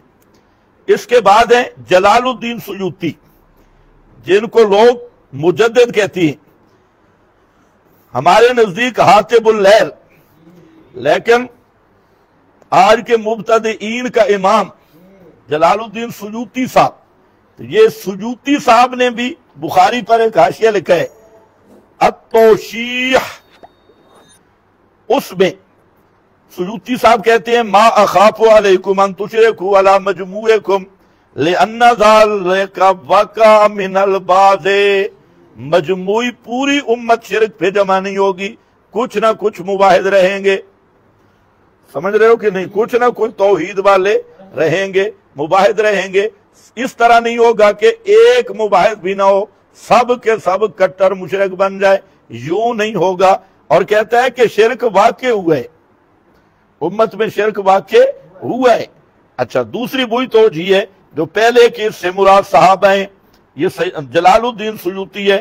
اس کے بعد علامہ شمس الدین البرماوی ابو عبداللہ محمد بن عبد الدائم بن موسیٰ الشافعی، یہ ان کی کتاب ہے اللامع الصبیح بشرح الجامع الصحیح، بخاری شریف کی شرح. اس میں فرماتے ہیں المراد ارتداد الکل فلا ینافی ردت البعض. فرماتے ہیں کہ اس حدیث کا مطلب ہے کہ تم سارے مرتد نہیں ہو جاؤ گے، کچھ کچھ ہو جائیں گے. مجموعہ مراد ہے نا، مجموعی طور پہ امت لے تو کچھ ہوں گے، سارے کے سارے نہیں ہوں گے. اس کے بعد ہیں علامہ محمد الخضر الشنقیطی، ان کی کتاب ہے الکواکب. اس میں فرماتے ہیں بخاری کی شرح ما اخاف علی جمیعکم الاشراک بل علی مجموعکم لأن ذلک وقع من البعض. اچھا، سارے حدیث کہہ رہے ہیں کہ امت میں شرک واقع ہے، اور آج کے محرفین کہتے ہیں نہیں، شرک اس امت کا مسئلہ ہی نہیں ہے، یہ امت شرک کر ہی نہیں سکتی. یہ تو میں نے کان جب دوسری طرف سے پکڑا تو پتہ چل جائے گا، ابھی تو ہم سیدھے سیدھے جا رہے ہیں. یہ المتوفا، یہ آگے ہے علامہ کرمانی الکواکب، ان کی بخاری کی شرح ہے المتوفا 786 ہجری. اس کے بعد ہے علامہ ابن الملکن، شافعی اور امام ابن حجر کے استاد ہیں، اور ان کی وفات ہے 804 ہجری. ان کی کتاب ہے التوضیح لشرح الجامع الصحیح. اس میں بھی انہوں نے فرمایا کہ یرید امتہ لأنہ اخبر انہ یظہر دینہ علی الدین کلہ. فرماتے ہیں کہ اس سے مراد یہ ہے کہ پوری امت شرک کی طرف نہیں جائے گی، پوری امت شرک کی طرف نہیں جائے گی، کچھ نہ کچھ مباحث باقی رہیں گے. یہ نہیں ہے کہ مجموعی طور پہ پوری امت مشرک بن جائے، ایسا نہیں ہوگا. ہاں، اسی طرح امام ابن حجر فتح الباری، علامہ عینی عمدۃ القاری، ملا علی قاری مرکات، تو یہ سب حضرات نے یہی معنی کیا. اب سنو، میں کہتا ہوں اس سے بھی بہترین، اتنی بات پہ سب شارحین متفق ہیں کہ ان تشرکوا بعدی کا یہ معنی ہرگز نہیں کہ شرک اس امت کا مسئلہ ہی نہیں ہے اور امت میں کوئی شرک ہوگا بھی نہیں، یہ معنی کسی نے نہیں کیا. ہاں، توجیہ دو کی، اور ایک تیسری توجیہ کر لو جو اسی سے ماخوذ ہے. تو سب سے بہترین معنی ہے کہ آپ نے جو فرمایا نا ما اخاف ان تشرکوا، خطاب کس سے ہے؟ لا تزال طائفۃ من امتی ظاہرین علی الحق حتی یأتی امر اللہ. صحابہ اور متبعین صحابہ، تو مجموعی طور پہ خطاب کیا. اس کی بجائے بلاکن تنافسوا فی الدنیا، صحابہ دنیا سے بے رغبت تھے، انہیں دنیا کے اندر کوئی ریس نہیں تھی، تو اس لیے صحابہ کے ساتھ خاص کرنا صحیح نہیں ہے. طائفہ منصورہ، قیامت تک آنے والا طائفہ منصورہ، وہ اس کا مخاطب بنا لیا جائے تو سب سے بہترین بات ہے. اب تھوڑا سا میں ذرا اس کا ایک دوسرا پہلو لے آنا چاہتا ہوں کہ یہ جو لوگ آج کہہ رہے ہیں شرک کر کر کے مشرکین مکہ کو بھی شرما دیا. ابو جہل اتنا مشرک نہیں تھا جتنے یہ ہے، اور مکہ والے مشرکوں سے بڑے مشرک بن کے ڈھیٹ کیا ہیں، امت شرک کر ہی نہیں سکتی. تو ہم کہتے ہیں کون سی امت شرک کر ہی نہیں سکتی؟ اور شرک تو شروع ہو گیا تھا عبداللہ ابن سبا سے. کرو انکار. عبداللہ ابن سبا کی پوری تحریک کی شرک پہ مبنی تھی، اور اس نے حضرت علی کو الہ کہا. کہ حضرت علی لفظ بھی الہ کا بولا، الہ کہا، انتا تو الہ ہے. اور اس پہ میرا اعتبار نہیں تو اپنے محقق محمد علی کی کتاب اٹھا کے دیکھ، عقائد جعفریہ تے فقہ جعفریہ تے فلانا فلانا، اس میں اس نے ساری روایات لکھی ہیں. اور اسی طرح کامل ابن اسیر، البدایہ، خود بخاری اور بہت ساری چیزیں. تو امت میں تو شرک ہو ہی نہیں سکتا. کہ حضرت علی نے عبداللہ ابن سبا کے ٹولے کو کیوں جلایا تھا؟ حضرت علی کو سمجھ نہیں آئی، نہ کسی صحابی کو آئی اس حدیث کی سمجھ. یہ حدیث سمجھی گئی ہے لاہور، میڈ ان لاہور. یہ نیا مفسر اور محدث آیا، صرف دال کی تخفیف کے ساتھ. تو عرض یہ کر رہا تھا کہ صحابہ کی موجودگی میں حضرت علی نے ایک ٹولے کو آگ میں ڈال دیا شرک کی وجہ سے. تو اگر اس امت میں شرک ہو ہی نہیں سکتا تھا، نہ حضرت علی کو سمجھ آئی معاذ اللہ، نہ ابن عباس کو، نہ دوسرے تیسرے کو. ابن عباس بھی اتنی بات کرتے، اگر میں ہوتا تو میں کہتا جلاؤ نہیں، انہیں قتل کرو، آگ سے نہیں جلانا. لیکن یہ سوال ہی کسی کے ذہن میں نہیں آیا کہ شرک اس امت میں آ ہی نہیں سکتا، اور امت شرک کر ہی نہیں سکتی. اور پھر اسی طرح آج تک پورا جو شرک کا گٹر چلا ہے وہ ابن سبا سے چلا ہے، عبداللہ ابن سبا سے. اور پھر اس ٹولے میں باطنیہ فرقہ ہے، الوہیت علی کے قائل ہیں، اسی طرح الوہیت ائمہ کے قائل ہیں. اب اس طبقے کے حضرات وہ بیچارے رونے لگ گئے ہیں. محمد حسین ڈھکو کی کتابیں پڑھو، اس نے جو غالیہ فرقہ ہے پورا، اور اس وقت جتنے بھی ہیں یہ اثنا عشری میں، اثنا عشری کی 100% یہ وہ غالی ہے، غلات اور غالی مشرک فرقہ. تو امت میں شرک ہے نہیں تو یہ غالی کدھر آ گئے. اور اگر نیٹ پہ آپ سنیں ان غالیوں، ذاکر غالیوں کے، تو وہ علی کو اللہ کہتی ہے، رب کہتی ہے، اور اس سے بھی کام اوپر.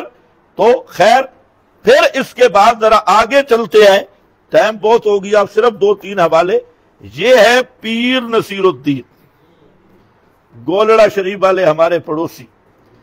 تو پیر نصیر الدین کی کتاب ہے لطمۃ الغیب علی ازالۃ الریب. انہوں نے پیر نصیر الدین کو اللہ نے توحید کی سمجھ دی، وہ واحد ہو گیا. اس نے ایک وہ تھا، اس کا رسالہ ایک نکالا تھا. اس رسالے میں اس نے مسئلہ توحید بیان کیا. اور پھر یہ شاعر تھا، تو بعض رباعیات اور شاعری میں اس نے زبردست توحید بیان کی. یہ بھی اسی کی نظم ہے، کس سے مانگے کہاں جائیں، کس سے کہیں اور دنیا میں حاجت روا کون ہے. تو یہ پیر نصیر الدین کی نظم ہے. تو جب پیر نے توحید پہ نظمیں کہنا شروع کی تو سارا مارکا اکٹھا ہوا بریلی شریف والا، اور انہوں نے اپنے سب سے بڑے بادشاہ مناظر اور منطقی اور شیخ الحدیث مولانا اشرف علی صاحب ان کو، اشرف سیالوی کو کہا کہ آپ اس کے خلاف کتاب لکھیں. تو پیر صاحب عالم آدمی تھے، تو انہوں نے ان کے خلاف کتاب لکھی ازالۃ الریب، اور ٹائٹل پہ لکھا کہ پیر نصیر الدین، شاہ نصیر الدین گولڑوی کی شاہ اسماعیل شہید سے 2 قدم سبقت. اے پیر صاحب کا جواب، پیر تو پیر ہوتے ہیں، کہتے ہیں یہ کعب بن اشرف قرظی سے مولوی اشرف سیالوی تقریدی 4 قدم آگے. کعب بن اشرف جو یہودیوں کا بڑا گستاخ رسول تھا، اس کے بارے میں کہتے ہیں 4 قدم آگے. اس پر علامہ پیر نصیر الدین کی تو یہ پوری کتاب اسی پہ ہے، زبردست فتوے لگائے. ایک کتاب اس کی استعانت کی شرعی حیثیت، میں صرف ایک پیرا جہاں سے پڑھ دیتا ہوں، یہ لطمۃ الغیب. اور اب الحمدللہ गोरड़े वालों ने पिछले दिन ऐलान भी कर दिया कि हमारा बरेलवियत से कोई ताल्लुक नहीं, हम बरेलवी नहीं है। ओ मौलवियों को गुस्सा आया, ब्लड प्रेशर हाई होया, और तुम बरेलवी नहीं हो, फला गालियां निकाली उनको, हम नहीं है बरेलवी, हम गोरड़वी है। तो यहां पर जो है पीर साहब की तरह इबारत देखो, फरमाते हैं कि मैंने अच्छा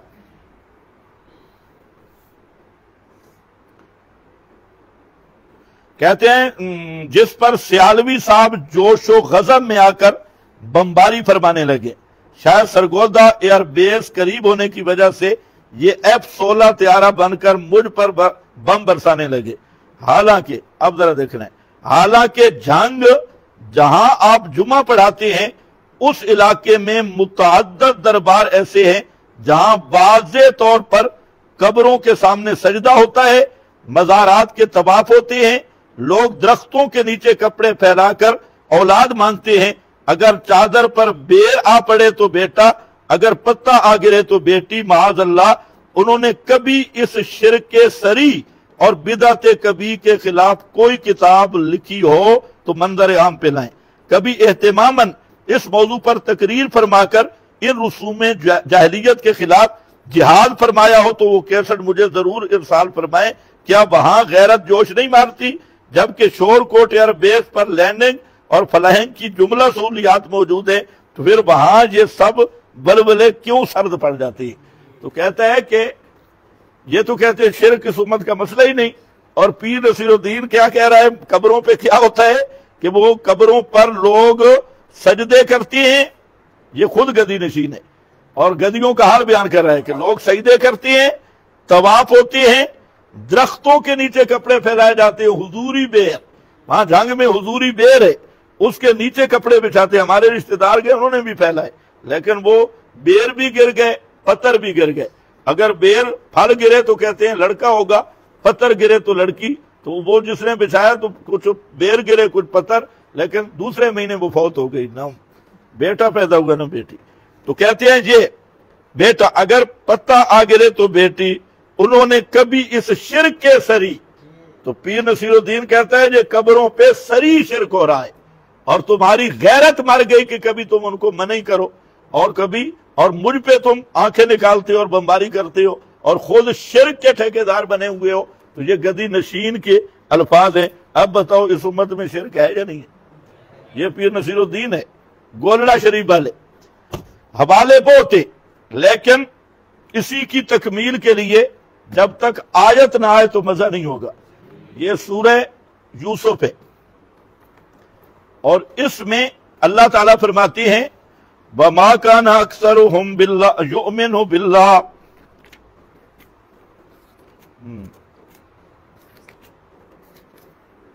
सूरह यूसुफ भाई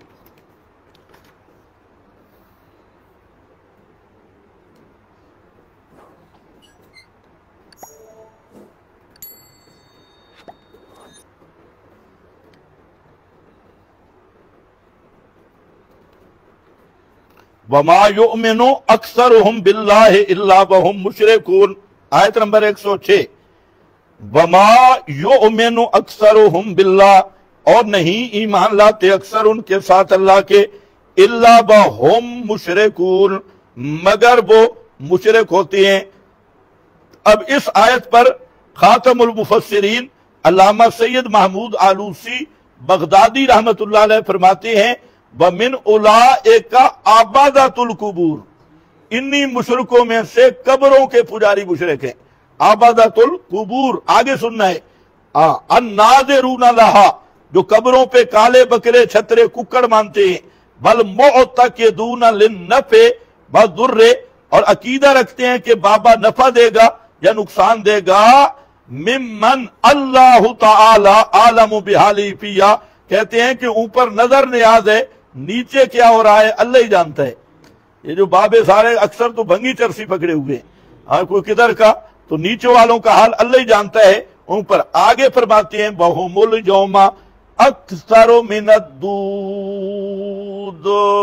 ये कब्र के पुजारी कलमा गो मुशरिक कीड़े मकोड़ों से भी ज्यादा हैं, पितंगों से भी ज्यादा हैं। जमीन पे इतने कीड़े नहीं जितने ये کلمہ گو مشرک ہیں تو اس امت میں شرک کوئی نہیں ہے. یہ علامہ آلوسی کہہ رہے ہیں. امام راضی اس سے پیچھے کہہ رہے ہیں کہ جو مکہ والے مشرکوں کی نظیروں فی هذا الزمان اشتغال کثیر من الناس بالمقابر، کہتے ہیں مکہ کے مشرک، یہ کلمہ گو مشرک دیکھو، یہ ان کی نظیر ہیں جو قبروں پہ جاتی ہیں اور وہاں کیا کہتی ہے، عقیدہ ہے کہ جب ہم قبر کی تعظیم کریں گے بابا خوش ہوگا تو یشفع لنا، ہمارے کام کرا دے گا تو سفارشیں کرے گا. امام راضی کہتے ہیں نذیرہ فی ھذا الزمان، اور اس کو سعیدی نے بھی لکھا ہے تبیان القرآن میں.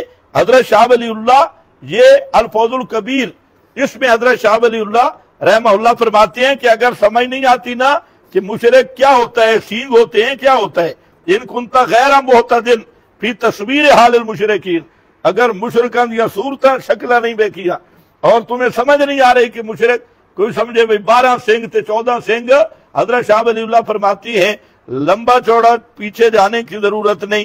ہاں دیکھ ذرا، دیکھ موجودہ جو من اہل عصرنا یہ کلمہ گو مشرکوں کو دیکھ، اور وہ کیا کرتے ہیں، فرماتے یذهبون الی القبور، یہ قبروں پہ جاتے ہیں اور عتبات پہ، یرتکبون انواع من الشرک، ایک قسم کا شرک نہیں کئی قسم کا شرک کرتے ہیں، اور ان میں وہی تطرق الیہم التشبیہ والتحریف.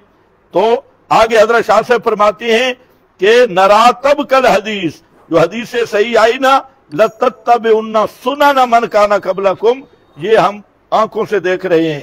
تو فرماتے ہیں کہ جب یہ ایتیں پڑھنی ہو نا مشرکین والی، پھر قبر پرستوں کو سامنے رکھو، کلمہ گو مشرکین کو کہ یہ اصلی وہی ہے. اور انواع، یہ شرک تو اس امت کا مسئلہ ہی نہیں. یہ شاہ ولی اللہ صاحب کیا کہہ رہے ہیں، امام راضی کیا کہہ رہے ہیں، علامہ آلوسی کی 100 کے قریب عبارتیں موجود ہیں، کس نے اس کو ثابت نہیں کیا. تو بہرحال یہ حدیث کا غلط معنی کیا ہے، اور تحریف کی حدیث میں یہ قطع نہیں تھا کہ اس امت میں شرک نہیں ہوگا یا کوئی امت میں مشرک نہیں ہوگا. حدیث میں اصل تو وضوح توحید کا بیان تھا، جیسے دوسری میں ہے کہ ترکتکم علی البیضاء. اسی طرح آپ نے فرمایا عرب میں 2 دین جمع نہیں ہوں گے. اور ان مشرکین سے پوچھو بھئی مکہ مدینہ کے تو امام، تو آپ نے تو گارنٹی دی ہے وہاں تو غلط عقیدے والا جا نہیں سکتا، اس کا کیا جواب دو؟ اچھا پھر اس انداز میں ایک یہ بھی آپ نے ما اخاف علیکم الفقر، مجھے تم پر فقر کا خوف نہیں، بھوک کا خوف نہیں. یہ بھی حدیث ہے بھائی، ما اخاف علیکم الفقر، کہ مجھے تم پر بھوک کا خوف نہیں ہے. آج بھوک نہیں نا امت میں. وہ حدیث سمجھنے کے لیے ذرا اس کو بھی ساتھ لاؤ کہ میں تم پر فقر کا خوف نہیں کرتا. تو سب سے زیادہ آج تو بھوکی یہی امت ہے. تو اب ایک حدیث کا جب غلط معنی کریں گے کہ فقر موجود ہے امت میں، لوگ بھوکے ہیں، اب تو اتنی مہنگائی ہے کہ اکثر بھوکے ہیں بیچارے، کھانے کو لوگ خودکشیاں کر رہے ہیں اور روٹی نہیں کھانے کو. تھر کی طرف جائیں بلاول بھٹو صاحب اور امیر المومنین شہباز شریف، اس کے پاس چلے جائیں تو پورا سوائے ان چند بھیڑوں کے نیچے پوری امت پہ فقر اور بھوک کے سائے ہیں. آپ نے تو فرمایا کہ میں نہیں خوف کرتا تم پر فقر کا، تو نفی خوف کی ہے، ورنہ جو تم مانا کر رہے ہو تو پیغمبر کی تکذیب لازم آئے گی. اس میں یہ نہیں ہے کہ امت میں فقر ہوگا ہی نہیں. فرمایا کہ تم نے جہاد کیا اور اللہ تمہیں اب ایسی فتوحات دے گا نا اسی جہاد پر کہ سارے مشرکوں کے خزانے تمہارے پاؤں کے نیچے ہوں گے، تو میں تم پر فقر کا مجھے کوئی خوف نہیں. ہاں یہ تو صحابہ تو اصل مصداق ہے اس کا، ما خاف علیکم الفقر. لیکن نفی خوف کی ہے. میں نے پہلے بھی بتایا کہ وجود خوف وجود چیز کو مستلزم نہیں. حضرت یعقوب کو خوف تھا بھیڑیا کھائے گا، کھایا نہیں. اسی طرح عدم خوف عدم شے کو لازم نہیں ہے. تو یہ مولویوں کی تحریف کا جواب تھا. اور میرا خیال ہے وقت اوپر کوئی ہے تو ٹھیک ہے بتا دو، وقت بہت اوپر چلا گیا. وہ مشرک کہنا کیسے؟ حدیث میں ہے جو ہماری طرح نماز پڑھے، ہماری قبلے کی طرف منہ کرے اور ہماری ذبیحہ کا وہ مسلمان بھائی دیکھیں، یہ ابھی سارے کلمہ گو مشرکوں پہ میں نے حوالے دیے. کلمہ گو بھی شرک کرے تو مشرک ہے، 1000 دفعہ بھی کلمہ گو کرتا. اب یہ جو دوسری حدیث ہے اس پہ انشاءاللہ مستقل بات ہوگی. مختصر یہ سمجھے کہ من صلی صلاتنا واستقبل قبلتنا واکل ذبیحتنا، یہ بہت سارے لوگوں کو اشکال ہے اس پر بھی.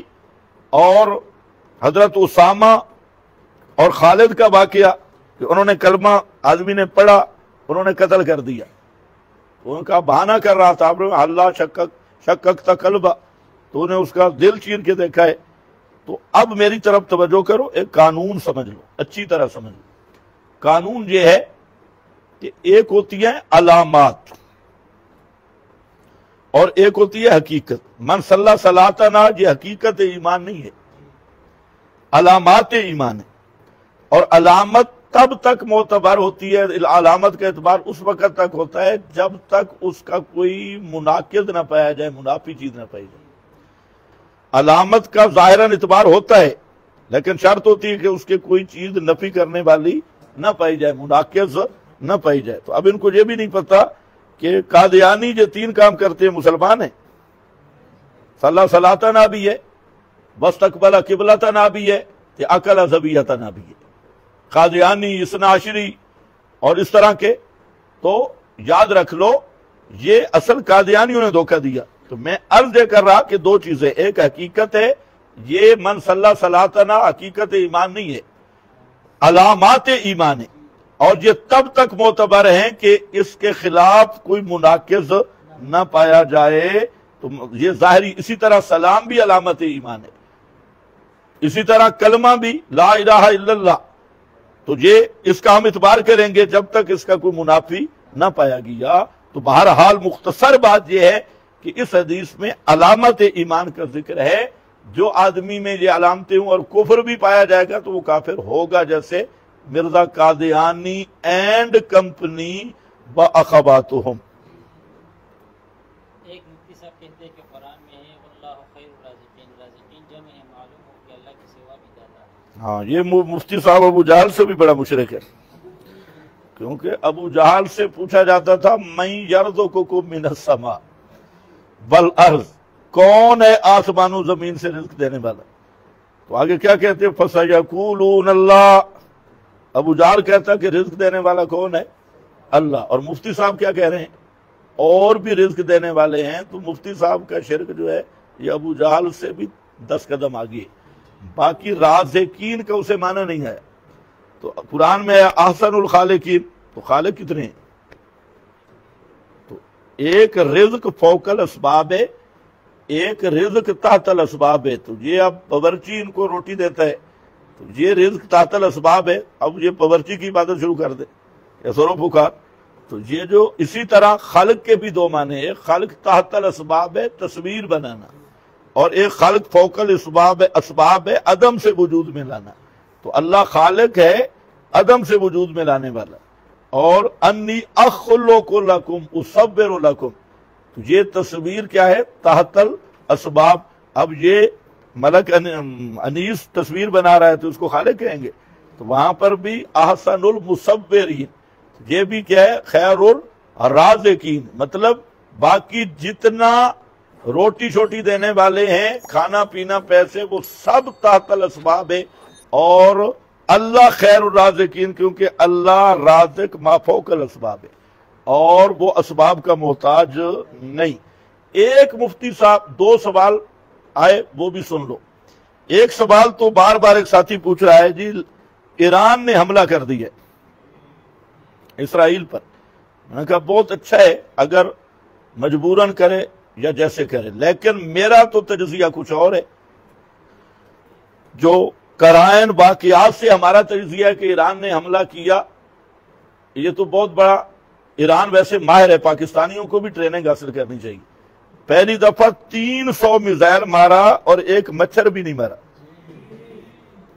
اور اس دفعہ 400-500 میزائل مارا اور کسی ایک چمٹی کو بھی نہیں لگا، مرا ایک آدمی بھی نہیں. اتنی مہارت ایران کے پاس ہے. دنیا میں کسی کے پاس نہیں کہ 400 فتح میزائل وہ مارے، 300 مارے اور بندہ زخمی بھی نہ ہو. یہ ویسے ایران کو سلام کرنا چاہیے، پاکستان کو بھی اس طرح. تو لگتا تو یہی ڈبل گیم ہے کہ ایران نے پرانے کوفیوں والی عادت کی، جو پرانی حضرت حسین کو انہوں نے بلا کے شہید کیا، تو اب حضرت حسین کے وارث اسماعیل ہنیہ شہید، ان کو بلا کے انہوں نے خود شہید کیا. اور یہ بات ذہن میں رکھو، اسماعیل ہنیہ قطر گیا، مصر گیا، روس گیا، جہاں بھی وہ پھرتا رہا کسی کو جرت نہیں ہوئی. ایران پہنچا تو کوفیوں نے اپنا کام کر دکھایا.